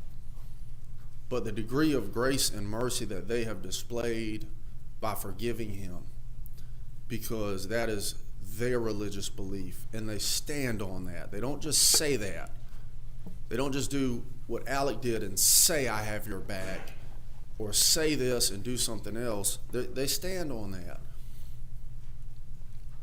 And although they have every reason to be selfish as it pertains to the pursuit of accountability, the pursuit of justice against an individual who truly does not deserve grace from the criminal justice system, does not deserve any benefits from the criminal justice system, they're still willing to think about other people. And Your Honor, you know I come from Bamberg County. We're one of the smallest, poorest counties in this state, filled with good, hard-working people, much like all of the people that Alec victimized. Folks in Hampton County, folks in Allendale County, where literally you try to wake up, do the best you can do, keep a roof over your head, food in your fridge, and a couple of presents under the tree at Christmas time. These victims are also thinking about those communities, their neighbors. The reality is that if Alec were to have individual trials on all of these charges,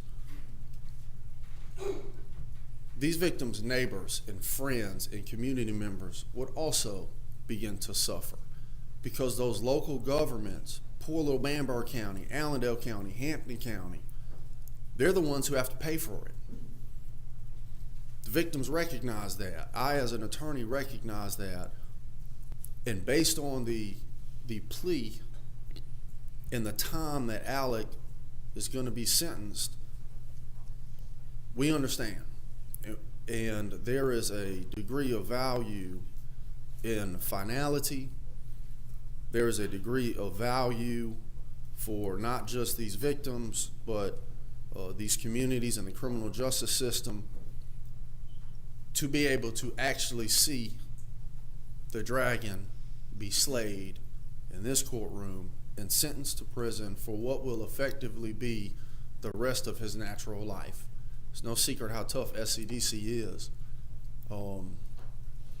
People generally age a lot faster in there, and that's not something I celebrate. I don't say this excited and happy to be here. As a lawyer, I hate looking at Alec and seeing a former attorney sit there. I hate it. I hate to see somebody from our neck of the woods sit there. I don't celebrate that. This process has sucked. If it wasn't for the commitment to shining light on things and standing up for folks like Ms. Pinckney and others who needed it, I personally don't know how I would have made it through the process, because it's not enjoyable. And I don't think any decent person celebrates the downfall of another living, breathing human being, particularly somebody that they knew. But it's necessary. This has been a horrible, tragic, sorrow-filled fairy tale. And I think everybody is ready for it to come to an end, Your Honor. We'd like to thank Creighton Waters and the AG's office. They've done a wonderful job. And Your Honor, if it wasn't for the encouragement that Creighton and his team poured into people to let them know that the state had a true interest in accountability, I think that there would be far less charges, because people wouldn't have wanted to testify at the grand jury or have their name public or their face public. And there's a lot to be said for that. Today will make our system better. It will bring closure. And ideally, it will deter others. There's a whole nother discussion that can be had with regards to the fact that 27 years in prison is a very, very large, as you heard, if not the largest amount of time someone labeled a white-collar criminal could get in prison. But that's more so of a American criminal justice system discussion compared to some of the other offenses. But here today, I think that is a win. My clients support finality here, and I'd just like to thank you for all your time and attention that you have given this particular case. And at this point, I think Ms. Pinckney has something that she would like to say. Ms. Pinckney. Good afternoon, Your Honor. Good afternoon. To Mr. Murdaugh, because I am an ordained evangelist and I have Christ in my life, the 23rd Psalm says, "Thou preparest the table before me." No, the Lord is my shepherd, I shall not want. He maketh me to lie down in green pastures. He leads me beside the still waters. Yea, though I walk through the valley of the shadow of death, I will fear no evil, for thou art is with me. Thy rod and thy staff, they comfort me. Surely goodness and mercy shall follow me all the days of my life. And because of what you did to me, I thank God for giving me strength to get through what I went through. Because without God, I wouldn't be here. And to you, Alex Murdaugh, I never thought that you would betray me and did me and my family the way we did, the way it was done at a vulnerable time in our life at our lowest estate.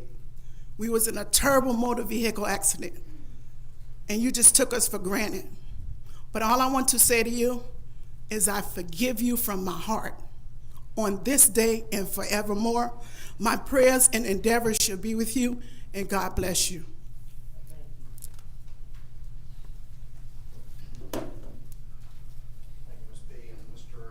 Bamble, our next person to address the court will be Mr. Martin Tinsley.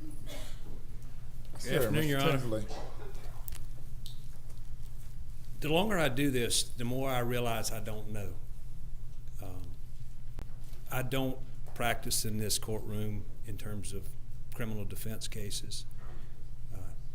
I don't understand why the label of a white-collar crime is given to these crimes, to the predatory acts that befell all of these people.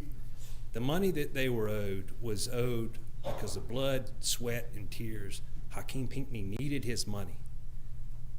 The Badgers, who I represent, 6 children, 2, 3, 5, 8, 9, and 11, are left with a single father, and he stole everything. And so I stand up here to say that I believe in accountability. I don't know that justice is served here, and I don't know that the punishment in this case is justified, and I don't want to be the odd man out. So I'll just keep it to myself and think it. Alec, you're a broken person. I don't think you're going to lie in bed at night and have people come to you. I don't think that those people matter. And I don't know when that happened, but clearly it happened where you matter more. And I feel bad for you as a result of that. I knew Paul and Maggie. I knew you. A lot of people thought they knew you. Clearly we didn't. I don't think you've always been this way, but somewhere along the way, you became broken. And you've justified it, and he's justified it every step of the way. And I stand up here, Your Honor, to simply correct the record. They didn't steal $1.325 million from my clients. The bank didn't help. The bank was complicit in every step of the way in enabling Alex Murdaugh to steal and pull this off. You asked about Eddie Smith. Eddie Smith was a check cashing scheme. Eddie Smith was being paid to cash checks, but that money is still out there, and he knows where it is. He didn't spend all that money on drugs. If he wants to be accountable, he wants to be contrite, he ought to tell these people where their money is. That's not going to happen. The same as he's not going to lay in bed at night and think about the wrongs and feel sorry for what he did. I don't envy you in having your job and the decisions you make. I recognize that there's value in finality. And maybe this is the right decision. I respect Your Honor. I respect this system. I stand up here merely to correct the record that my people have not been made whole. We are going to continue to seek accountability from the people that enabled him, that helped him, that were complicit in the thefts of their money. And so that's the reason I'm here today. Thank you, Your Honor. Thank you. Thank you, Mr. President. Our final person to address the court is Mr. Jordan Jakes. Evening, Your Honor. Hello. First of all, I want to say I duly respect your job in this entire case. I admire what you did. Yes, sir. Mr. Alex.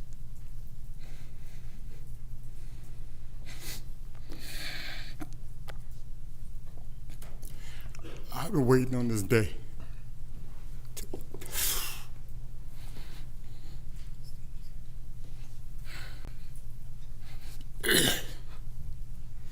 I've been waiting on this day to look in your eyes.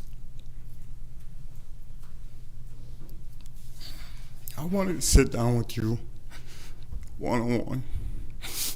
When I found out what you did, I just want to know why. I can sit here all, excuse me.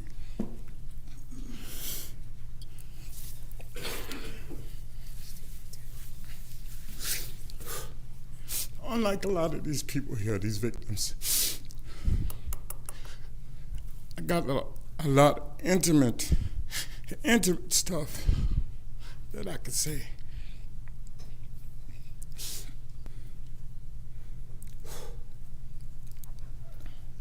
You remember all those wildlife hunts I had for law enforcement? Your entire family was the guest of honor. Mr. Buster, Judge Eldroff insisted on me taking care of them for the day. You don't know how many brownie points you got in my life from just that. I trusted you with everything. I knew I was gonna break. I knew it. Mr. Bland, can you reposition his mic so I can understand?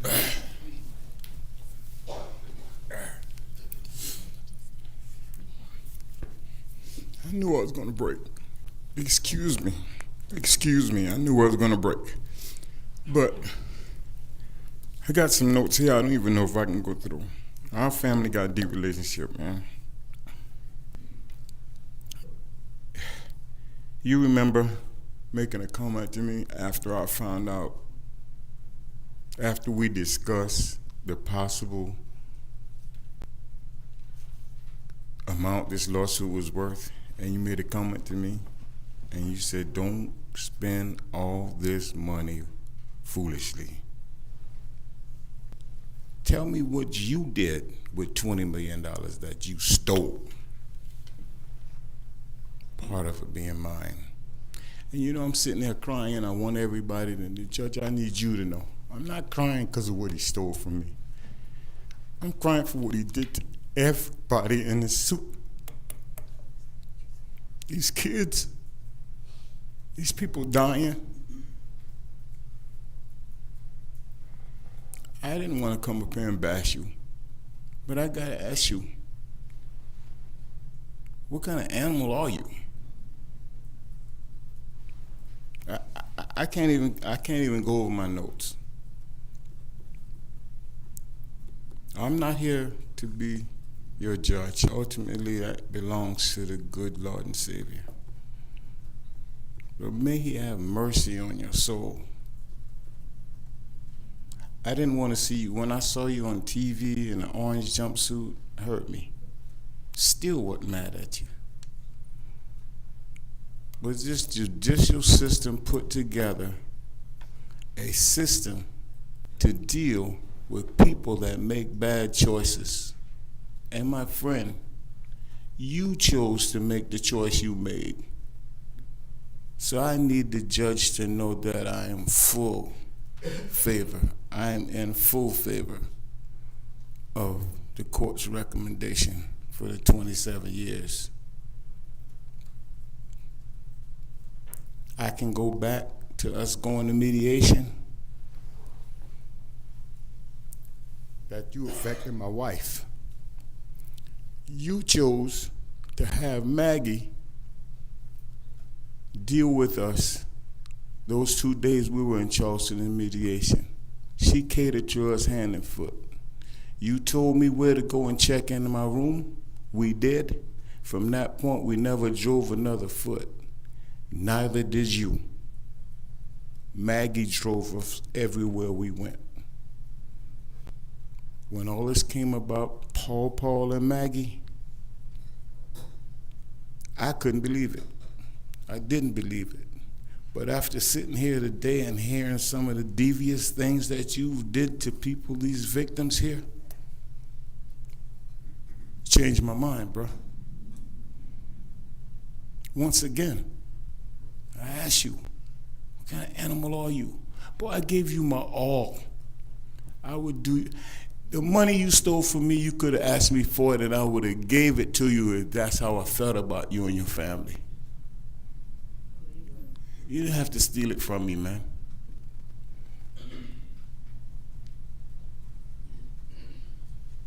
And I still, if there's any way possible, you set it up for me to be on your visitation list. I want to sit down with you. I want to look you in your eyes and talk to you when I can really talk to you. We got some intimate things we can talk about. I would like that. But why, bro? Why? Such a talent. Do you know what you just threw away? You know how talented you are?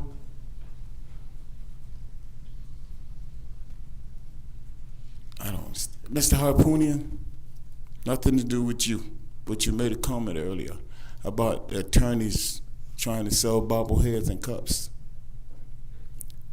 Can you represent this man to sell those bobbleheads and cups to repay the victims that he stole from?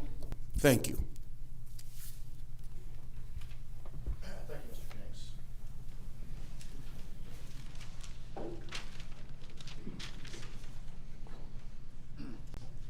Your Honor, that is all of the victims that wanted to address Your Honor today. I've obviously already spoken extensively. I know that we need to get to the defense and might have some final closing comments. But I will say this, Your Honor. I appreciate these folks speaking. I appreciate Mr. Bland and Mr. Richter, the passion they expressed.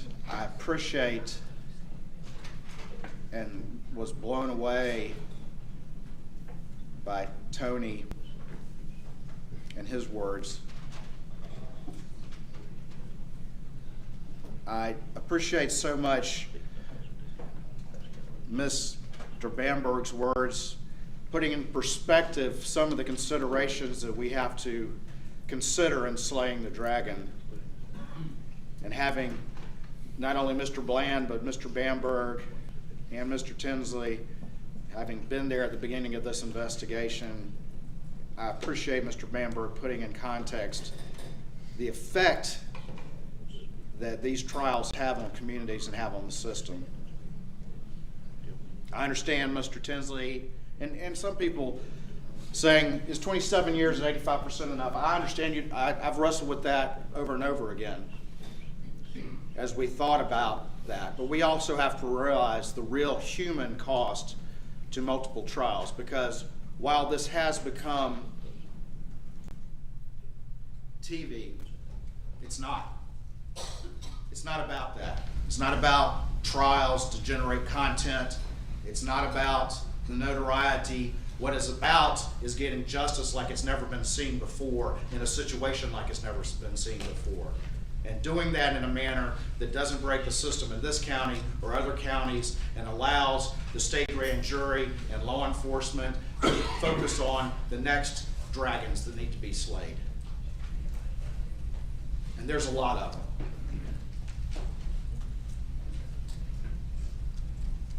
Is 27 years enough? I believe it's a practical life sentence, and I believe, like I said before, it's a unique sentence that no one's ever heard of for these types of offenses.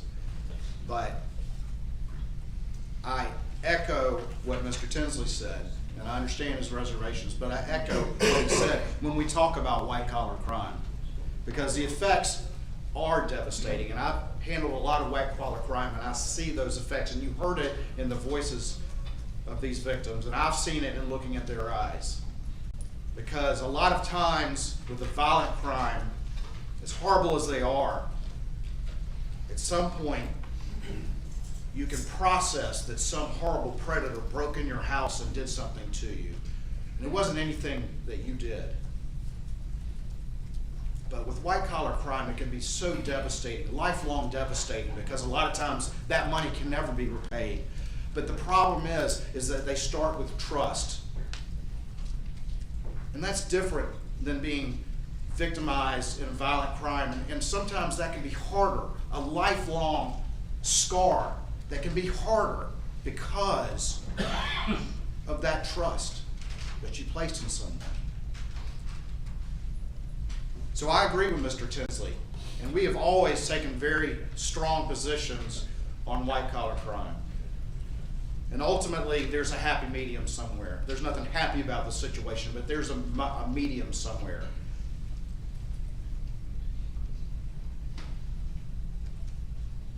I think that you heard from Ms. P. and Mr. Jenks and Mr. Tony Satterfield and Ms. Hadman. You heard that trust and how devastating that is. And so white-collar crime is just as bad. But Your Honor also knows that 27 years at 85% gets handed out for, less than that gets handed out for, unfortunately, for violent crimes as well. So this is a strong result. It is one that ensures finality. It is one that ensures that the system that has also been abused by that trust that was given to Alex Murdaugh when he was allowed to have that law license on the wall, that the system can start to heal as well. And it can focus on the next problems that it needs to address. Out of the 100+ indictments I was assigned to handle, how many will be left? This will resolve all of the state grand jury indictments. And so ultimately, Mr. Murdaugh agreed to a full factual basis as it relates to the crimes that he's pleading to as to the state grand jury ones. What we did was represent each victim with at least one and then sometimes multiple counts that are still outstanding.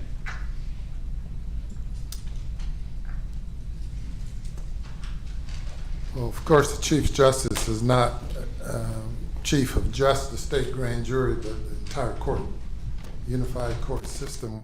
How many other indictments aside from state grand jury will remain if this plea is accepted against Mr. There will Murdaugh? still be the county indictments for the side of the road that are still outstanding, that are not resolved by the state grand jury pleas here today.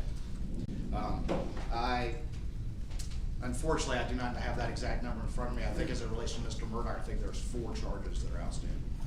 What's proposed to be disposed of include all the state grand jury indictments only? That's correct, Your Honor. This is a state grand jury plea here today. And aside from the specific one, he is offering to plead guilty to, the remainder will be dismissed? There is no deal on the table for those charges. The defense and the parties will discuss those after today, but this is to resolve state grand jury. Referring the remainder of the state grand jury indictments will be yes, sir. dismissed. Yes, sir. In return for his plea here today, he is agreeing to a full factual basis, except for the offered one that I mentioned before. So even though there are representative charges, he's agreeing to the conduct that's been alleged. Yes, he's pleading to 22, and the remainder will be null-prossed upon successful conclusion of this plea. All right, thank you. Your Honor, the last thing I will say before I turn it over to the defense is on behalf of the Attorney General Alan Wilson, on behalf of the state grand jury team, on behalf of SLED and all the law enforcement partners that have worked so hard, DOR as well, that have worked so hard on this case, we would ask you to accept this plea and to issue the negotiated sentence of 27 years. Thank you. All right. Okay, Mr. Harpootlian. Please record, Your Honor. Yes, sir. We would join the Attorney General in urging you to accept this 27-year guilty plea. It is, as he's pointed out, harsher than any defendant charged with similar crimes has ever received in the state of South Carolina. Alex Murdaugh stood before you and pled guilty, except for the one offered plea, guilty to this course of conduct. He has admitted that he is a thief. He has admitted that he lied about it. He has admitted that he victimized people that put their trust in him. That in no way entitles him to any mercy, if you will. But what it does do, I think that should demonstrate to the court, is that he's, rather than putting all these people through trials, he wants to put this behind him, understanding that there is a high likelihood on these charges alone he may never leave prison, although he has 2 life sentences without the possibility of parole for the murder charges. He would like to address the court and these victims, if Your Honor will permit it.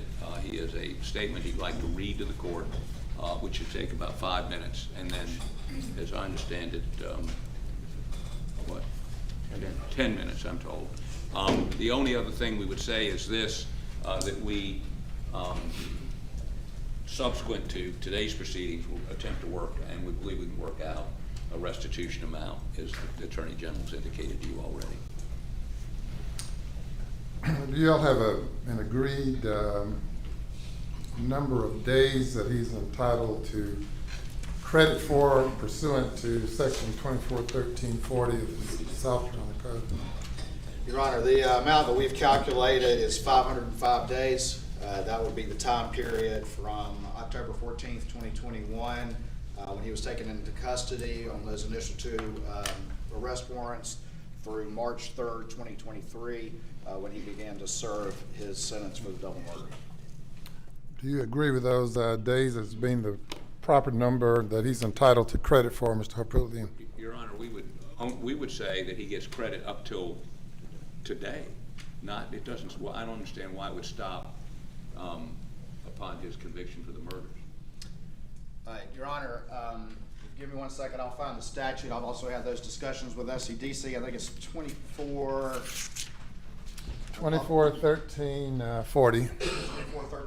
If Your Honor will permit me, I can bring it up with my phone. But the language of that is very clear that you don't get to double dip, and that when he began to serve his sentence for the murders, that he no longer was also getting to claim credit for pretrial detention on other charges. Well, Your Honor, I would suggest that you indicate he gets credit from October, whenever he was arrested, and if FCDC takes a position that he doesn't get credit for the time subsequent to his conviction on the murders. And by the way, if the murders were set aside for the sake of argument, which, as you know, we have a pending motion, then SCDC may interpret it some other way. But if it's an SCDC interpretation, we would just ask that you indicate that you give him credit from October 4th, subject to any SCDC interpretation. In talking with SCDC, I mean, it has that box on the form, as Your Honor is aware, that says credit for time served shall be given as to be calculated by by SCDC. I don't have a sentencing sheet in front of me. And so in discussions with them, they said that that's what they would do. They would have the bond form, and that they would calculate that amount of days and then come up with that. And obviously, I guess, if down the road there needs to be an issue litigated as to credit for this delta between March and today, then Mr. Harpootlian and I can handle it. But I know that SCDC, in looking at this and looking at 241340, would say that his credit that he's appropriate would be solely that time that he was on pretrial bond, and not given double credit when he's actually serving a sentence for double murder. Your Honor, all we'd ask is that you comply with the sentencing sheet and say give credit for time served. And if there's a dispute between us and the Attorney General, more appropriate between us and the Department of Corrections, that's what administrative law courts are for. And we can deal with it there. All right, thank you. And Your Honor, at this time, I would ask that you allow Mr. Murdaugh to address the court and courtroom. Yes, sir. Mr. Murdaugh, or Murdaugh. Thank you, Your Honor. Can you hold that, or do you need No, I'm good. I'm good. You said, Turn here. let me turn the page.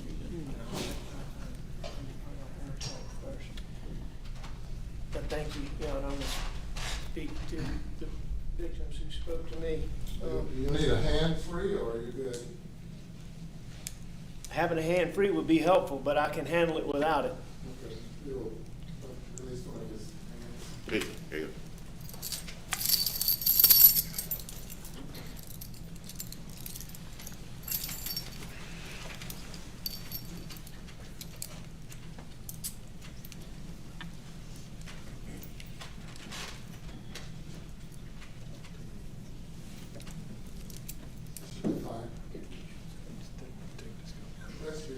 Can I Just like this? Just a free cuff? Can I take that off, sir?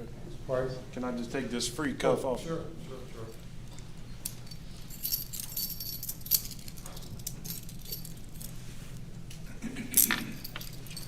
Thank you, Your Honor. Yes. I think I'm all right with that. Thank you. Yes, sir.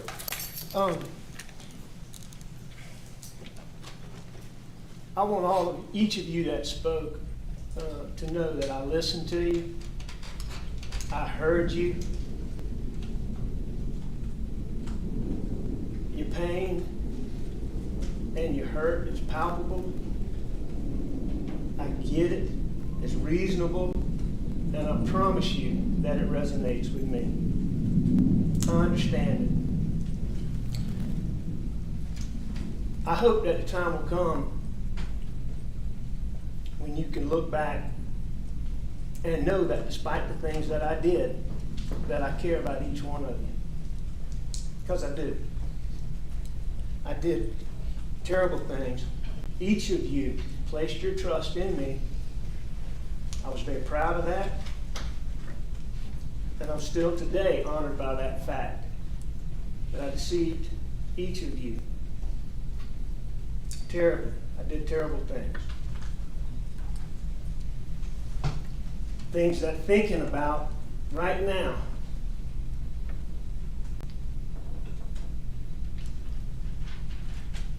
caused me to be hurt,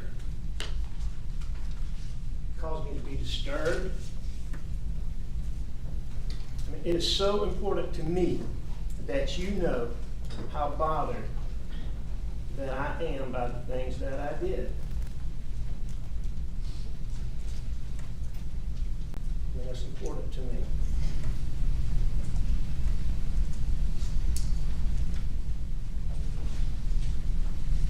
After hours, days, weeks, months of self-reflection, I know now that I took more and more and more pills because I was hiding, or attempting to hide from the reality of the things that I was doing to all of you.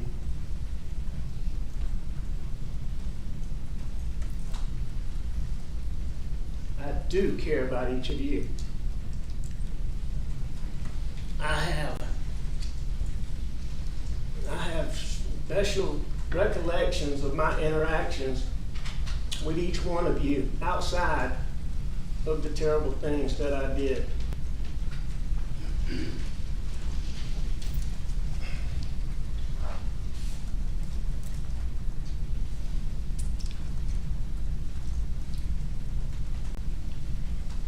JJ.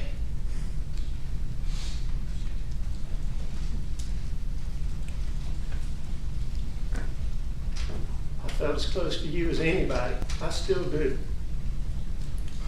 As anybody I can think of. We grew up together.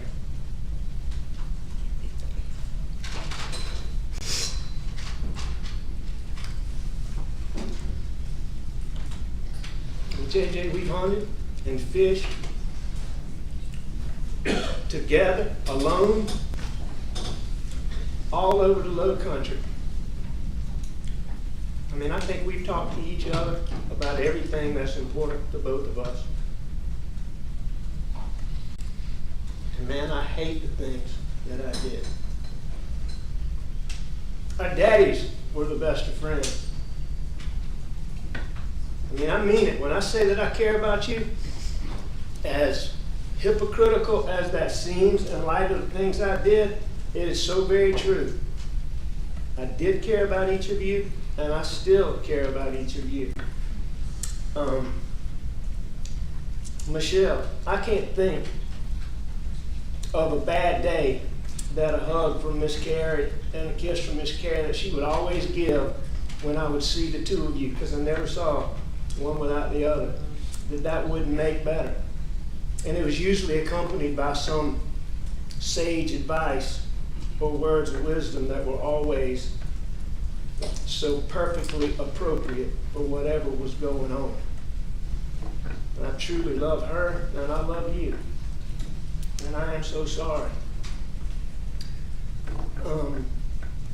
There's so many others that aren't here today that I hope will listen or be listening one day, like Dion. Dion's daddy, one of my dearest friends. I can still remember going to Dion's graduation, spending time with him. One more thing, JJ, going back, I do want to tell you as to how close I feel to you. My wife loved you, and you are absolutely right about everything you said, but you are dead wrong about one thing, and I would never hurt Maggie, and I would never hurt Paul. And it is important to me that you know that, because she did love you, and I hope you know that. And I hope you know that I mean what I say here today.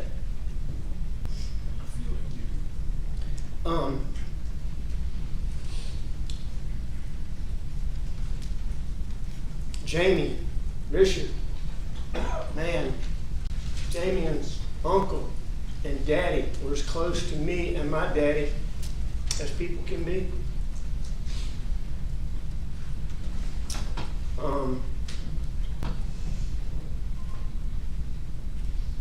Lord knows, Tony, I went to elementary school, middle school, high school with your aunts and your uncles. Ginger, how many classes did we have? I mean, I've grown up with you guys. I mean, Tony, you and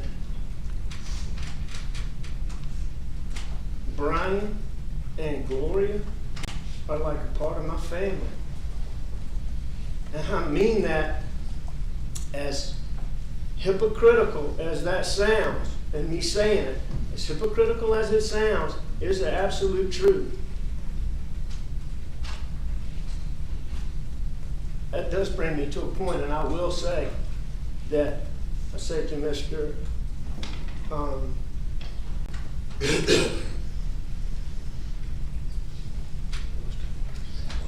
Mr. Bland, Maggie and I raised our two boys with input from her mom and dad and input from my mom and dad. But we are the people who raised those boys, and us alone. With the help of my sister. Now, with that being said, Eric, with that being said, there is no person, period, that was more important to my family than Gloria was. To all of us. To me, especially to Maggie,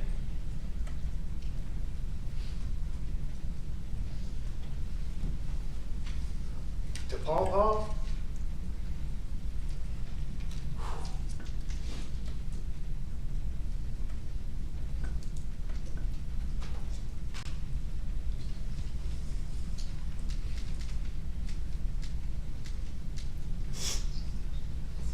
Lord knows he adored her.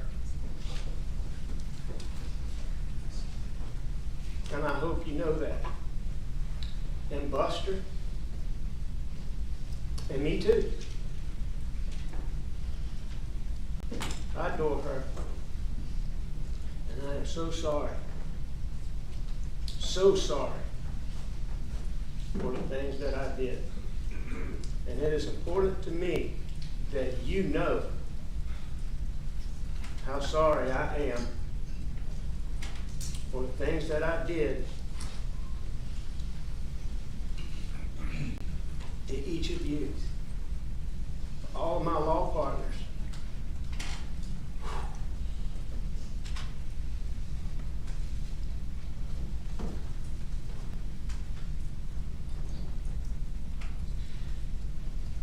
There's no guys.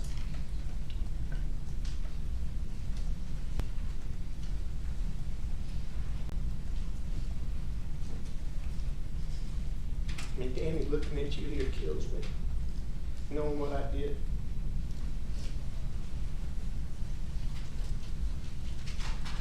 I mean, you guys, we shared every facet of my life with every member of my family. And you are my family, Danny.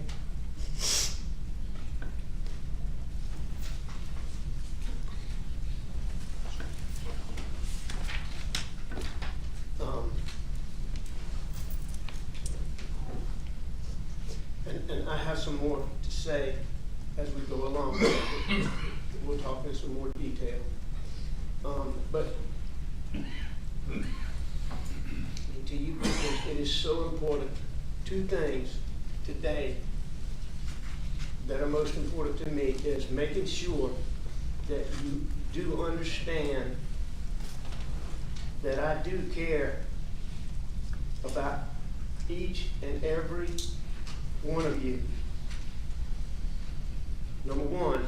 And number two, that I am so sorry and that I hate and am so bothered by the things that I did.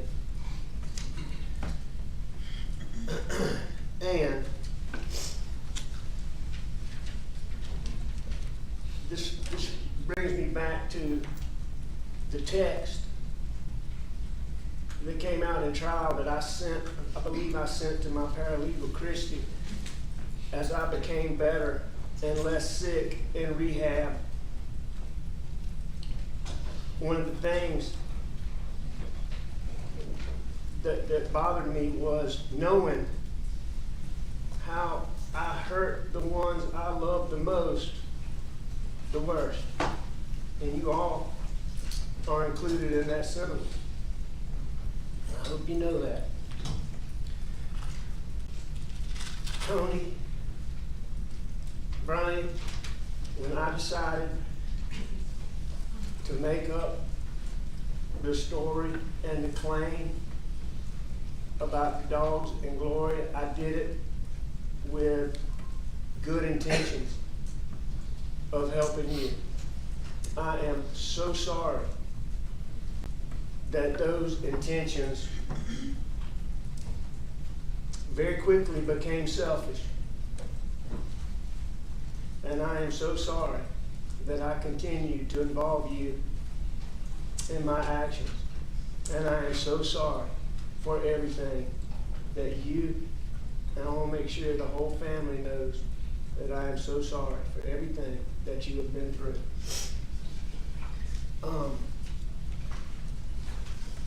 And JJ, I really want to take you up on your offer that you proposed earlier, but I also hope that in time that each of you will be willing to talk with me, because I would like, as time moves on, to continue to reiterate just how sorry I am and just how important it is to me that you know that. So I'd like for you to think about it. Despite what was said in this courtroom today, I can tell you that through my attorneys, I have been asking for a plea offer since the very beginning. The very beginning. I formally pled guilty within 2 weeks of receiving the very first plea offer. That was in this courtroom however many days ago. But I formally pled guilty within 2 weeks of receiving the very first plea offer. And you've heard a lot of talk about the sentence. And I will tell you that the sentence that I'm agreeing to is harsher than I wanted. It's certainly harsher than I had hoped for.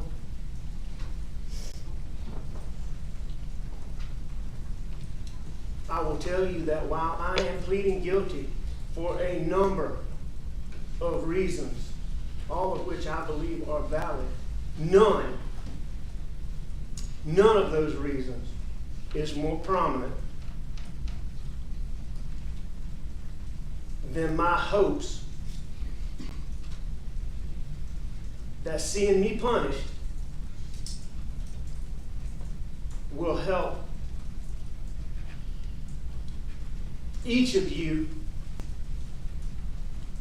heal and begin to be able to put this behind you. Because I can see it. I mean, I can see, I can feel, I know what you've been through. I don't know it, but I sense it.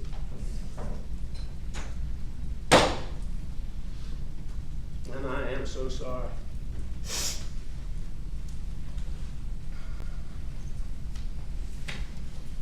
Now I want to talk to a few different people. I want to start with Buster.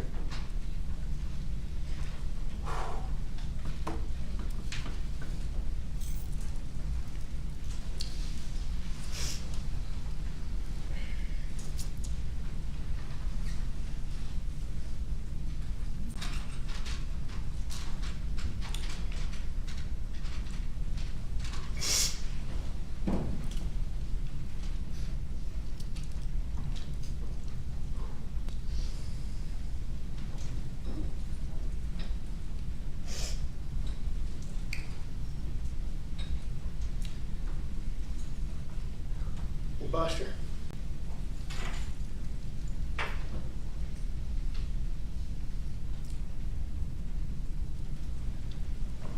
I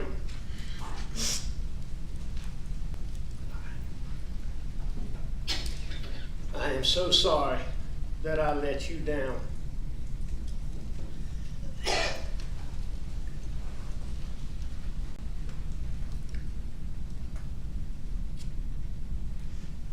I am so sorry that I have not been able to be with you.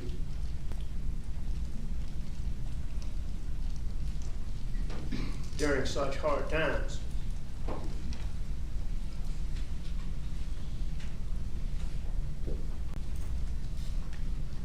I am so sorry that I did so many things that are so contradictory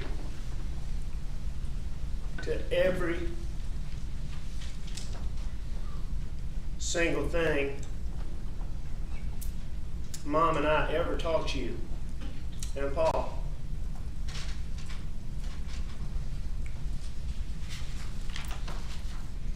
I am so sorry. I am so very sorry that the things that I did and that I am pleading guilty to here today have somehow caused some people, especially people on social media, and some people in the media,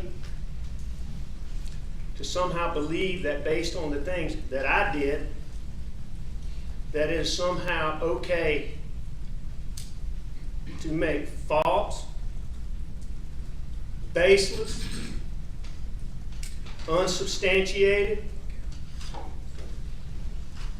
claims against you that are not only based on no facts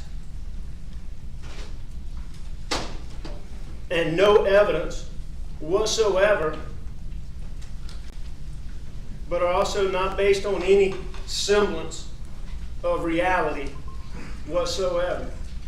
And I am so sorry that you have had to go through that.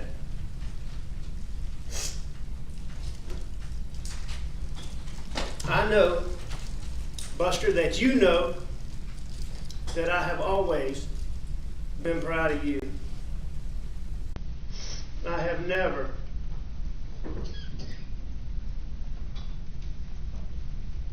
been more proud of you than I am for the way that you have handled all of the adversity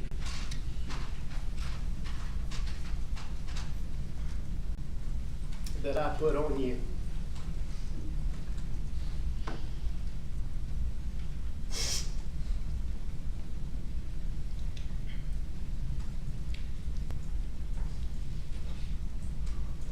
Your whole family is proud of you.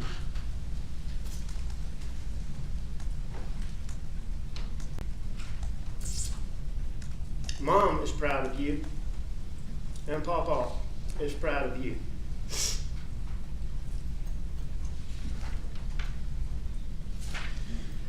I see in letters, emails, and messages that people give to my attorneys how impressed people are with the way that you have carried yourself through all of this. I want you to remember that rational, reasonable thinking people never make as much noise as haters do.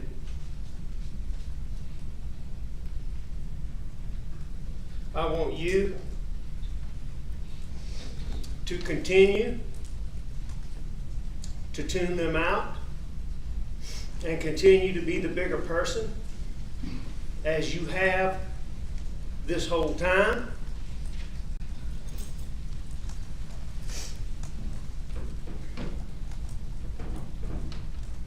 want you to continue to stay positive.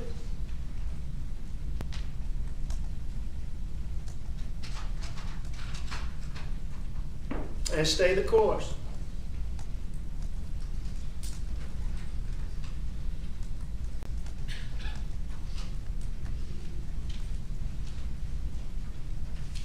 I love you so much.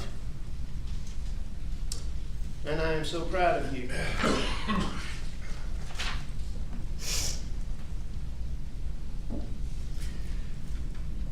Next, I'd like to address and speak to my mom, my brothers, my sister, my nieces and my nephews, who I love dearly,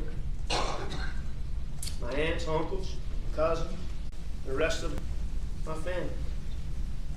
I am so sorry that I let each of you down. I am so sorry that I humiliated each of you. I am so sorry that I destroyed our family's reputation.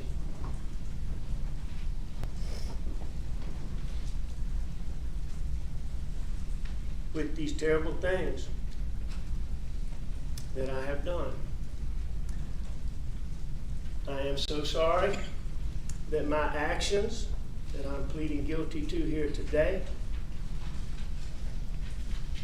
somehow made people on social media and in the media think that it's okay to falsely attack two of the three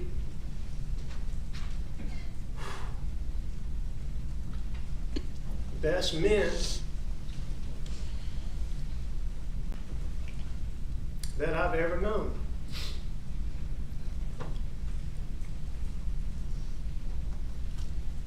And that's my father and my grandfather.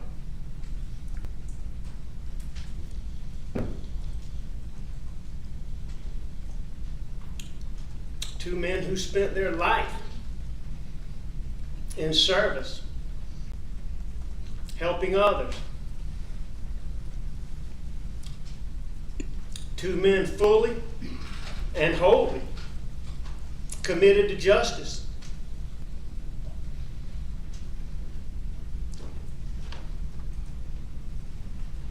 Two men who were most honest and most decent. And if they were here today, two men that would be devastated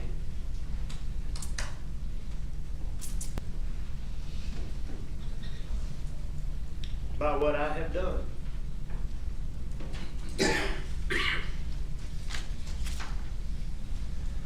And you know that. And you know that.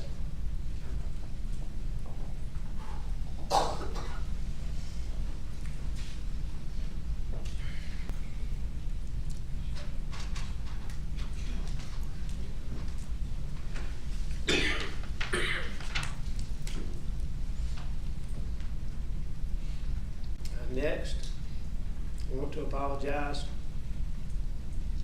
to my mother and father-in-law, although I hate the term in-law, as they have always treated me like one of their own.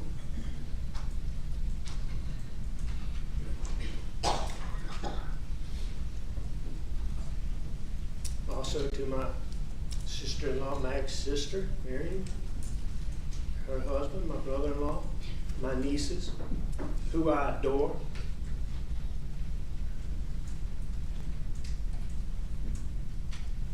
My aunts and uncles and cousins on Maggie's side. I'm so very sorry that I let you down. And I am so very sorry that I humiliated you. And I am so very sorry. And I had Buster, back to this, that I have negatively affected Max, and Pawpaw's memory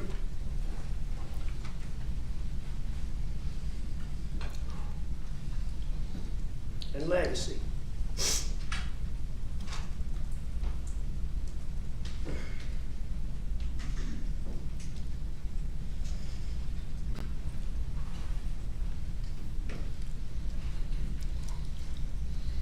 I also apologize because I know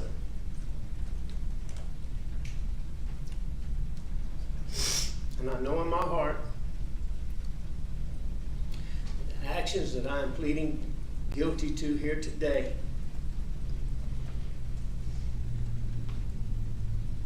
and the stress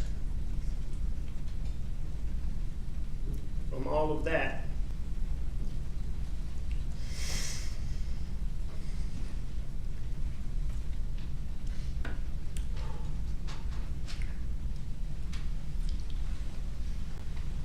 contributed to the health issues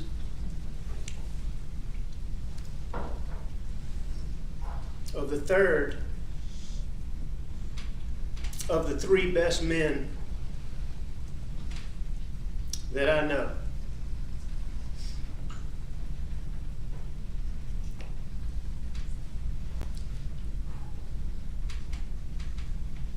Pop the tea.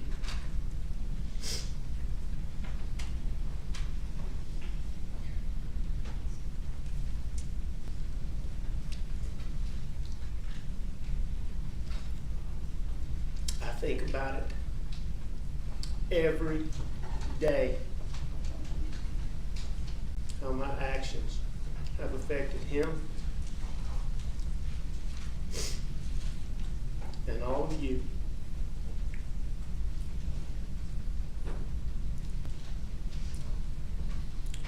And it eats a hole in me. Next, and I'm sorry this is taking longer than I had anticipated. Next is my brother Randy.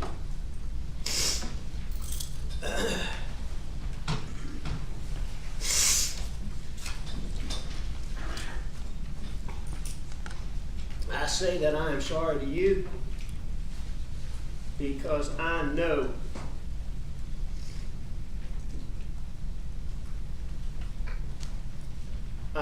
for a fact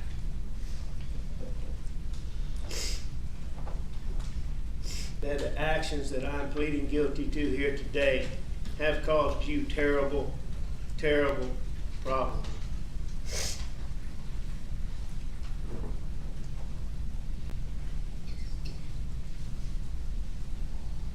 I am so sorry that my actions alone, have caused you to be so wrongly and falsely attacked.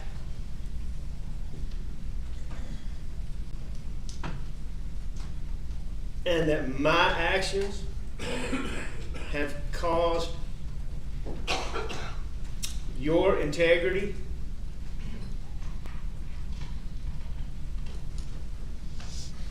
to so wrongly be questioned.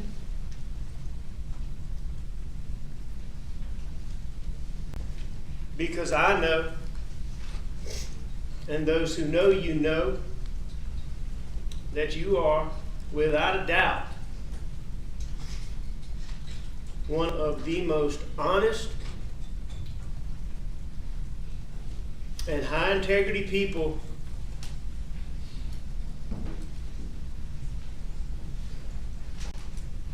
that's ever walked this earth.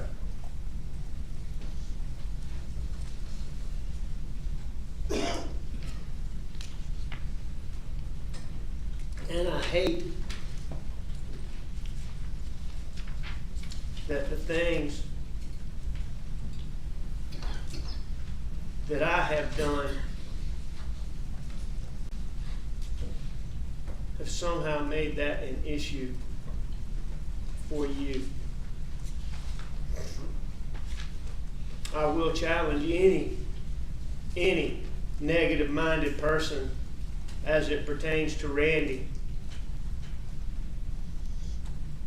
to go and find one single person,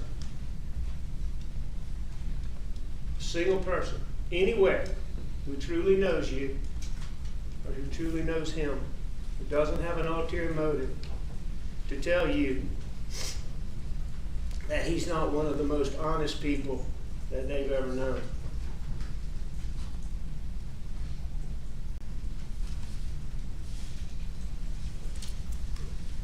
And I am so sorry that I went to such lengths to hide my addiction and my criminal actions from you, because I know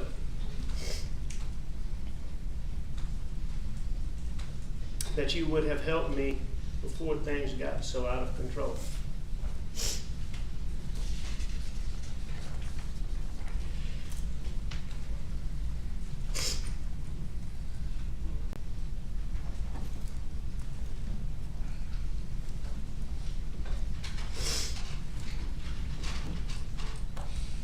Next.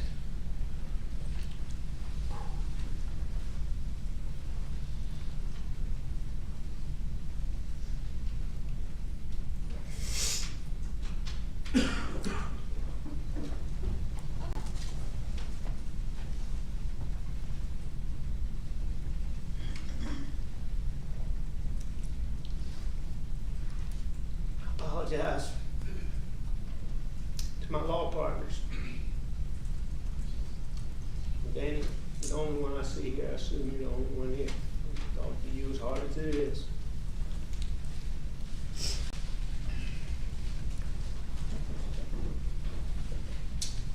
I am so sorry that I have caused so much trouble for people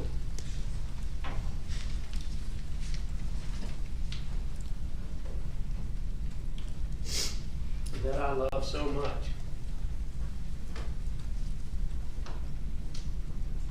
I love you, and I love each of you.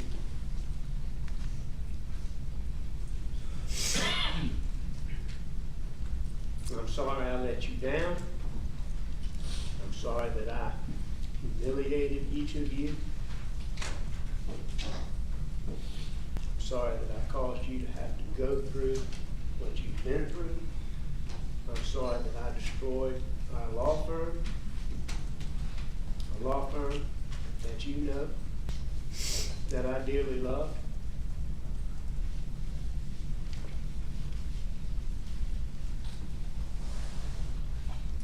And I'm sorry I let you down.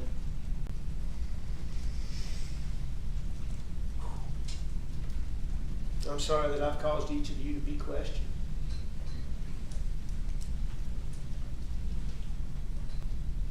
Every one of you is not only one of the best lawyers that I've ever been around, but the best people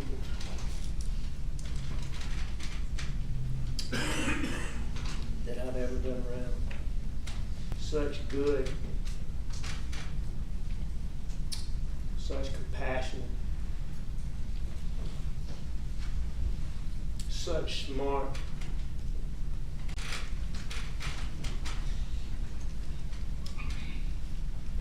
such giving,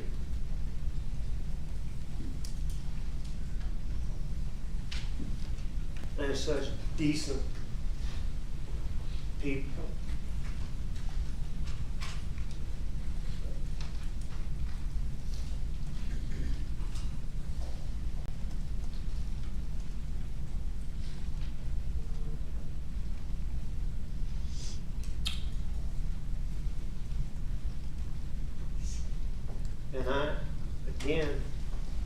am so sorry that I went to such great lengths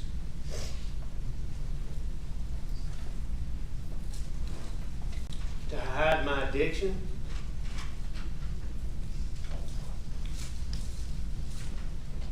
and to hide my criminal acts from each of you. I know you would have helped me before things got so out of control. There's no doubt in my mind.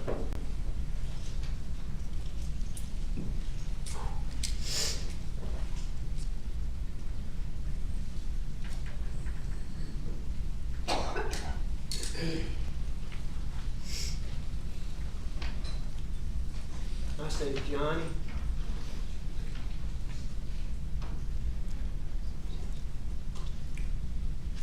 that he was a great mentor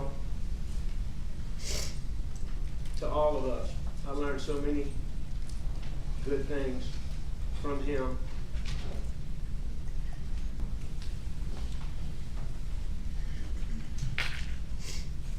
I am sorry that I failed him. I hope one day that Johnny will listen to this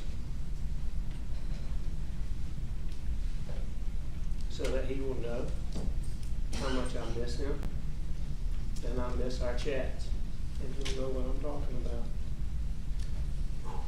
Danny?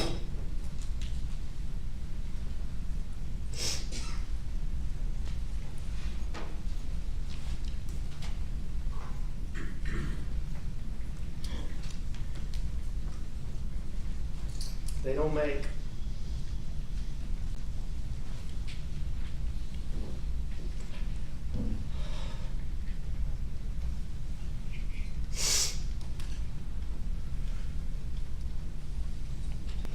enough good words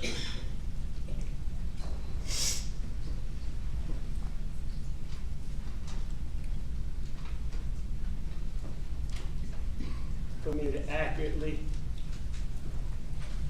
depict how I feel about you.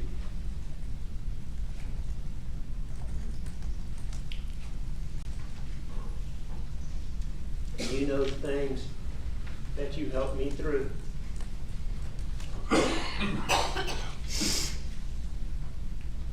And you know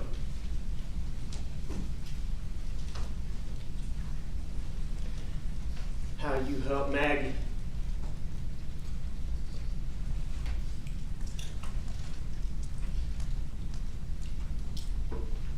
when she didn't think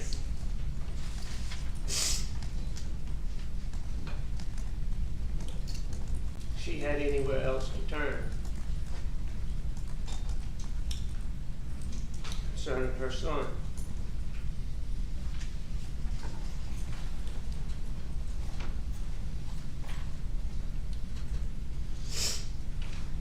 I hope you know how special you are.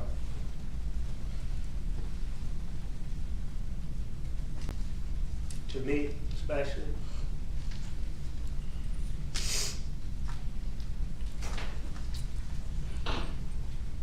But also to Buster for all you've done.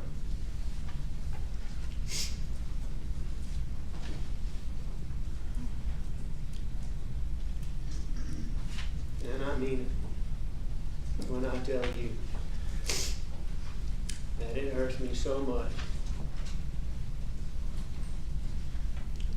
to know that I have disappointed you. And I know that that is an understatement.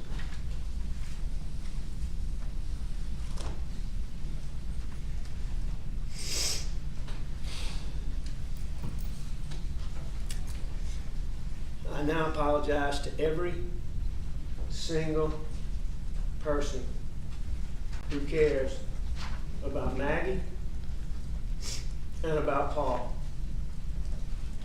because I know that the things that I did, that I'm pleading guilty here today, allowed SLED and the Attorney General's office to focus on me and not to pursue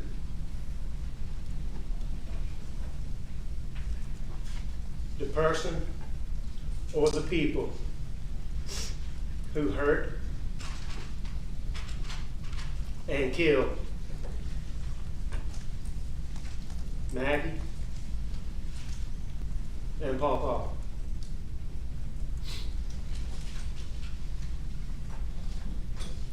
And I am so sorry for that. To each one of you, and to those who might be listening, who are not here, I want to reiterate again just how sorry I am. I want to try to make sure to look at each one of you right now so that hopefully when you leave here, you will know and believe that I was sincere in my hopes that you understand how much I care about you and how sorry I am for the things that I have done.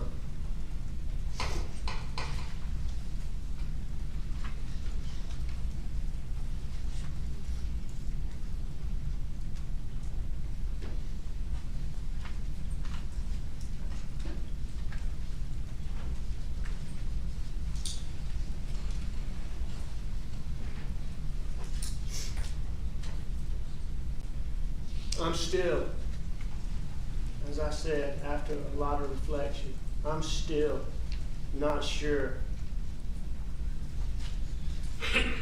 how I let myself get where I did, where I could do the things that I did to all you people that I care about. I'd like to say to any and everyone who's suffering from addiction, please get professional help. Don't let pride get in your way the way I did. I had people who loved me,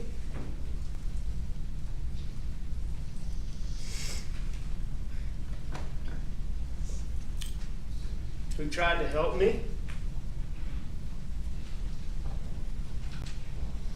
Many, many more people who I know would have helped me.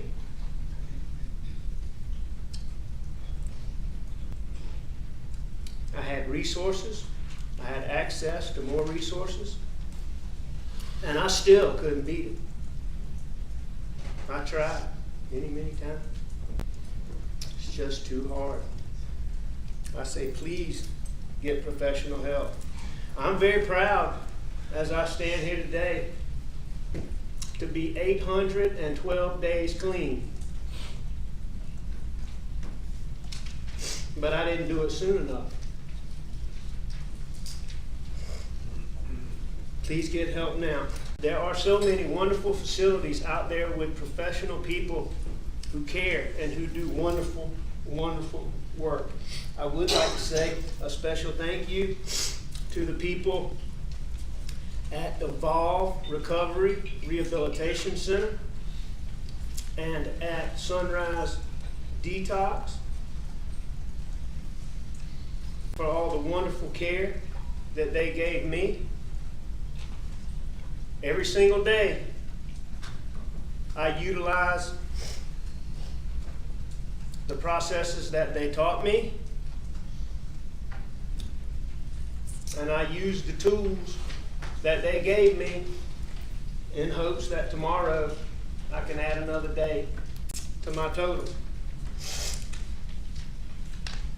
Lastly, I want to thank the men and women who have sent me letters, emails, and given messages to my attorneys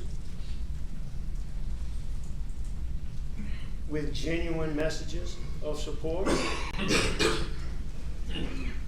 They mean more to me than you could possibly know, and I appreciate it.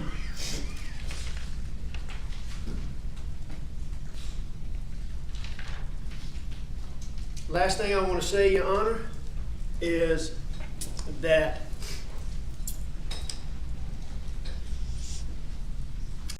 I am fully committed to trying to be a better person.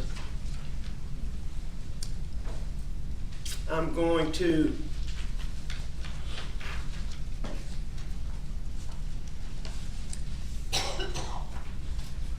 do as much good as possible and help as many people as I can while I'm incarcerated.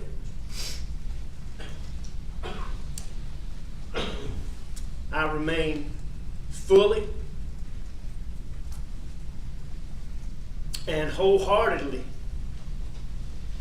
committed to finding a way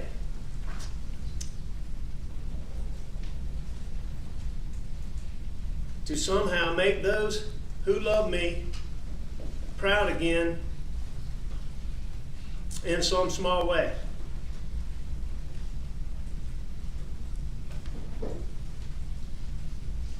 I appreciate each of you talking to me.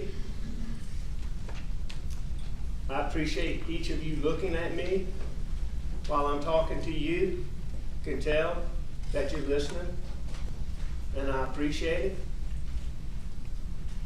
I'm going to say one more time, I hope you know, I hope you believe that it is heartfelt. And the two things that I hope you take away today are, number one, that I care about you, and number two, that I hate the things that I did, and I am so sorry. And Your Honor, I thank you for letting me address you and for letting me address the victims. Thank you so much. Yes, sir.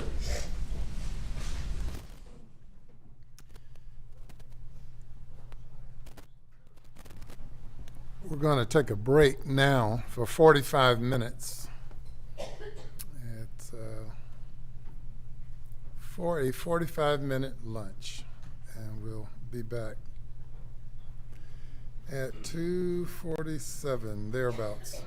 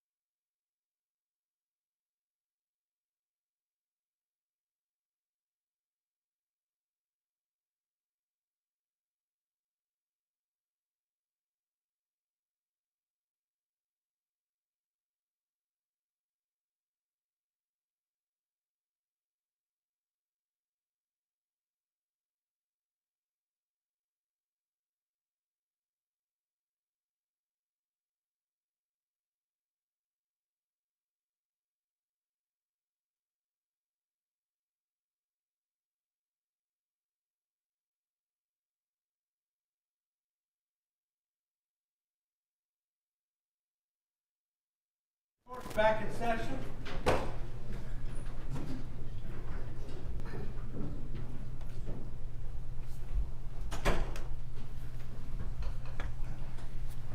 Thank you. You may be seated.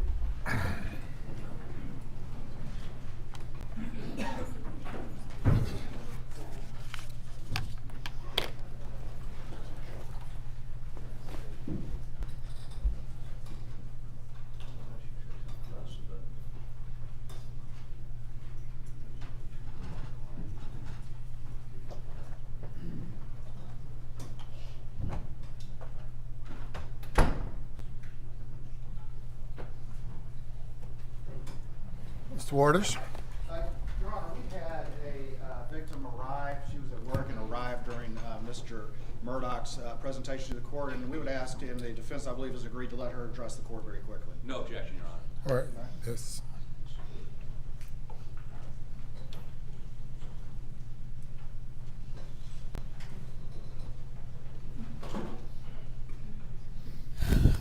Good afternoon. I want to thank everybody for just, Does the mic work, or you're not speaking into it? Yes. Speak a little louder. Speak a little louder.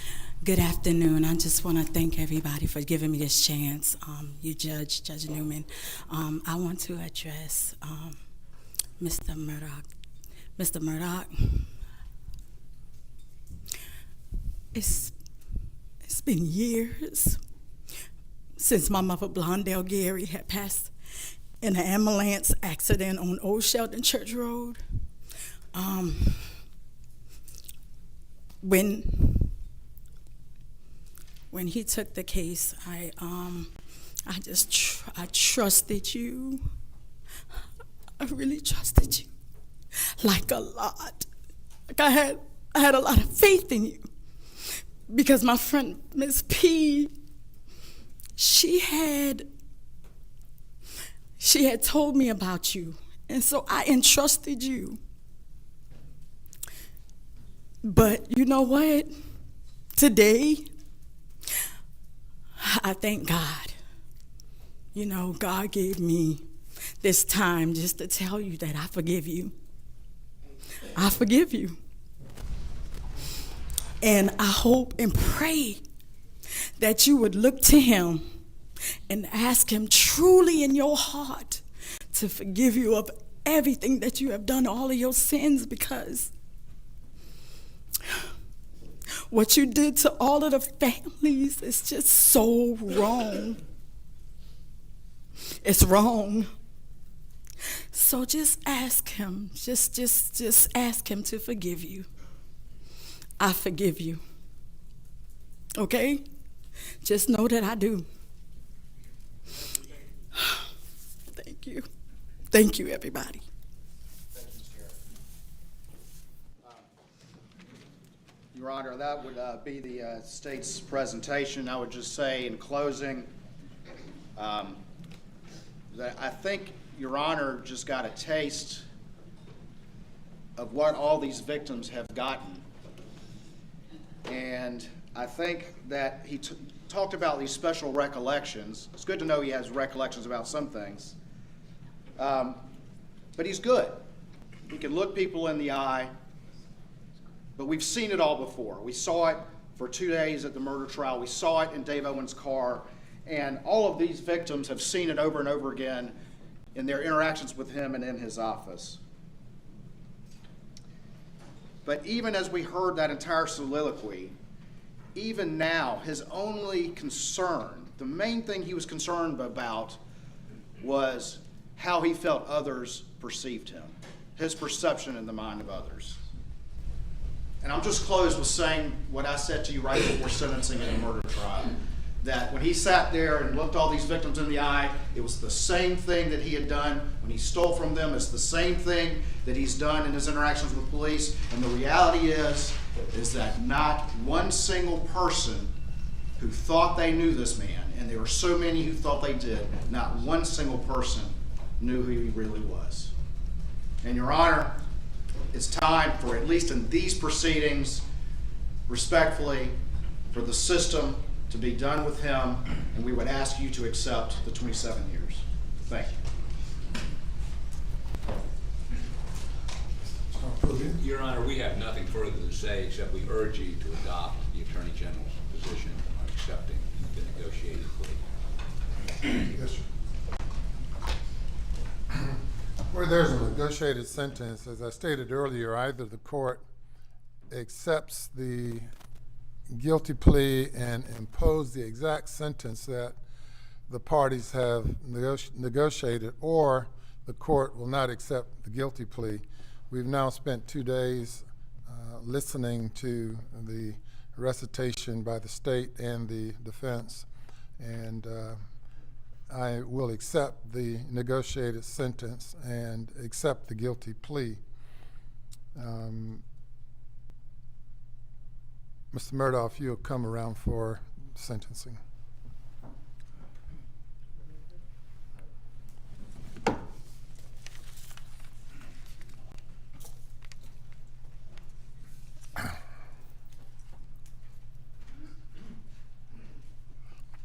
It was September of 2021 when the Chief Justice of the Supreme Court assigned me to preside over the pending investigations involving the various offenses that you are being investigated for, initially including these financial crimes and the murder cases.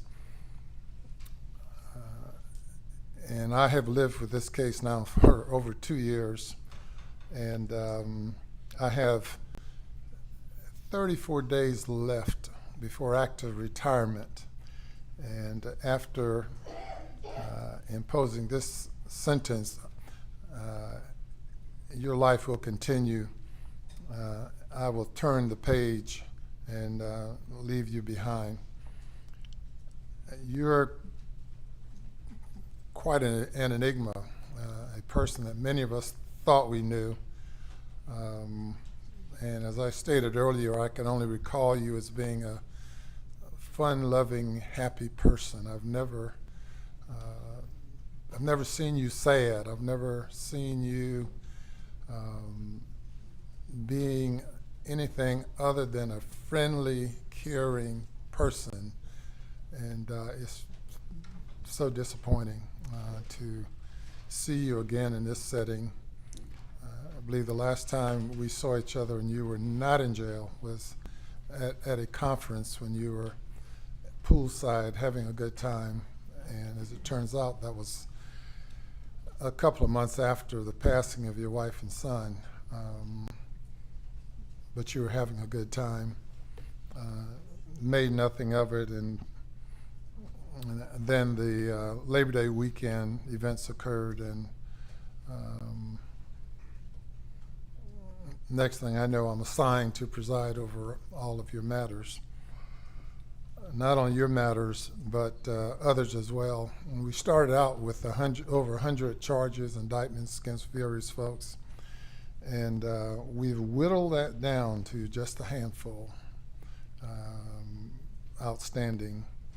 And I'm happy to turn the page and turn, not turn the remnants over to anyone else, but to certainly turn over anything pending against you to someone else. It's been said that these are white-collar offenses. I've never had that distinction. I've never thought of it that way. I've looked at criminal offenses as criminal offenses. You know, 3 property crimes in South Carolina you can get 10 years in prison. People have gotten 10 years for shoplifting, 3rd offense. I've sent people into retirement for committing criminal offenses over and over and over again. But I've never thought of it as being a white-collar offense. Haven't had employees do embezzlement, church secretaries stolen money, preachers stolen money, many offenses. But I never draw a distinction between a violent crime and other crimes. Certainly, the law makes a distinction, and many violent crimes are non-parole offenses. The plea I'm accepting with you, you must serve 85% of the time. The parties have indicated that they are the victims, to the extent that they can be called victims there. That's my preferred term for the group of people who have been preyed upon or victimized. They've all indicated that they would like for the court to accept the negotiated sentence. It is a stern sentence. The question was asked, or what kind of animal are you? You're an enigmatic person. I don't know that you understand yourself.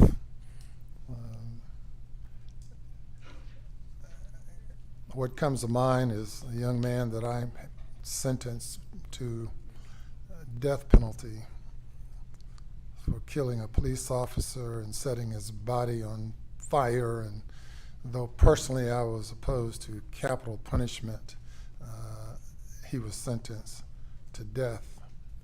And in writing up that sentence report, I concluded that he was heartless. He was just empty. And when I see you and I listen to you and I reflect on all that I've seen since being appointed, assigned to these cases, you come closest to that young man. Being empty, I don't see anything. I tried to reach you at sentencing in the other case. I've listened to you here today, and I don't see anything there. Hopefully something will emerge within your spirit, within your soul. Certainly, being a person of your age and intelligence and experience, you have a lot to offer to the people that you encounter on a daily basis in the institution, and I think it's admirable that you've indicated that you will help them and continue to try to do good by them. You'll certainly have a lot of opportunity to do that.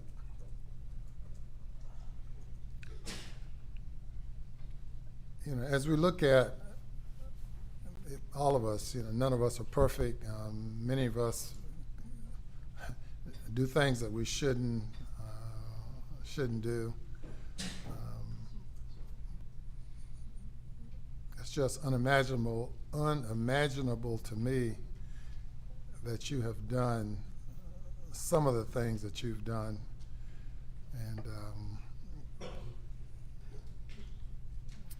whether it's you or someone you become upon using drugs or through the process of just committing the crimes over and over the period of years. I don't know. I don't know. I don't even know who I'm speaking to now.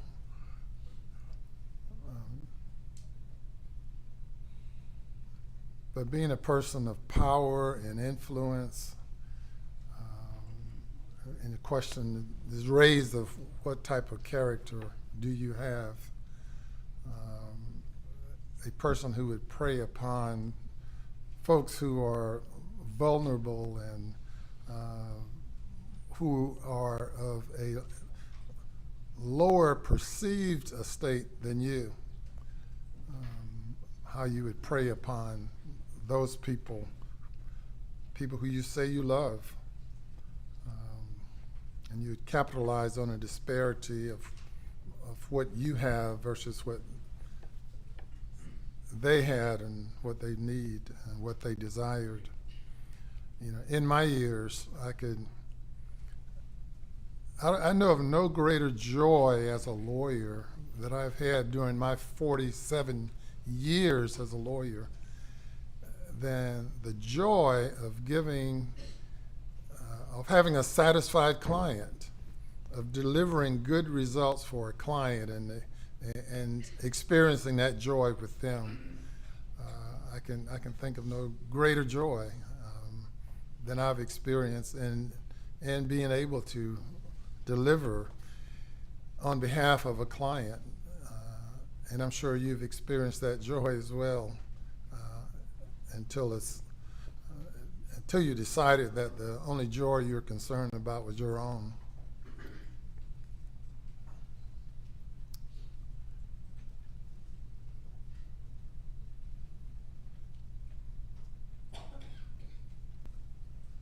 I take no joy at all in imposing this sentence, but it is what it is. And you'll have to suffer the consequences of your acts, continue to suffer the consequences, and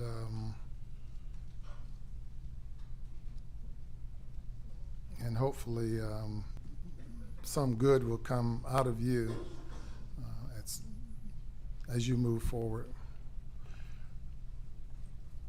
There are a number of counts here, a number of indictments, and you'll get an individual sentence as to each one. On indictment, GS 4727, for money laundering, the sentence is 20 years. Obtaining signature of property by false pretenses, the sentence is 10 years. The second count of obtaining property by false pretenses, count 7, 10 years. Breach of trust with fraudulent intent, value more than $10,000, the sentence is 10 years. Another, obtaining property by false pretenses, count an indictment 4730, count 4, sentence is 10 years. Money laundering on indictment, same indictment, count 5, sentence is 20 years. Money laundering, count 8 of that indictment, the sentence is 20 years. Breach of trust with fraudulent intent, an indictment number 32, count 1, sentence is 5 years. Money laundering under indictment number 33, count 2, the sentence is 20 years.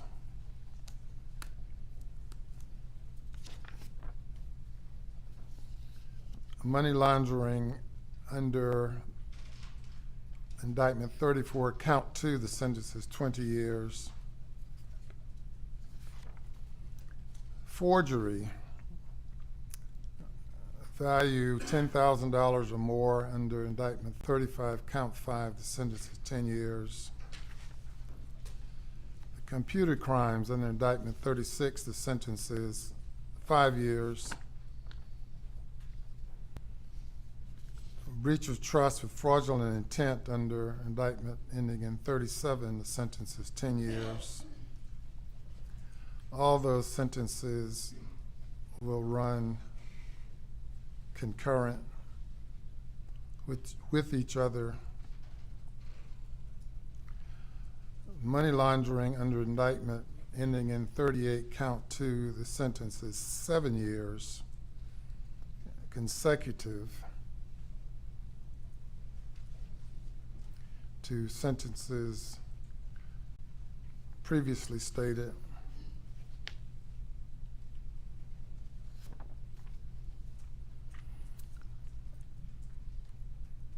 Under indictment 01, 4701,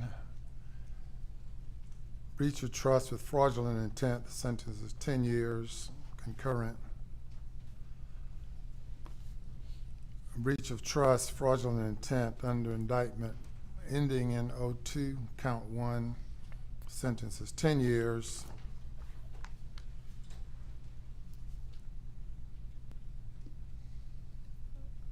Under indictment ending in 10, count 1, sentences 5 years concurrent. Money laundering in indictment ending in 23, count 3, the sentence is 20 years.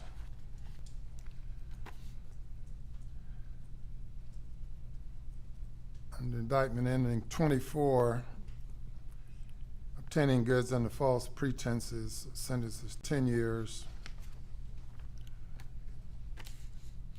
Willful intent to evade or defeat payment of taxes under indictment 34, sentences 5 years concurrent. You have one 20-year sentence and a consecutive 7-year sentence for a total sentence of 27 years. Most of the offenses pled to are serious offenses under the law, subjects you to the 3 strikes law. You are given credit for time served pursuant to section 241340 to be calculated by the South Carolina Department of Corrections. I think that completes the sentence. Anything further regarding this sentence? Your Honor, just for clarification, and I think the sentencing sheets reflect this, but he's got all those sentences concurrent for 20, yes. And then there's one 7-year consecutive sentence. So he's got a 27-year sentence, 85% parole yes. eligible, max out. Yes. Right.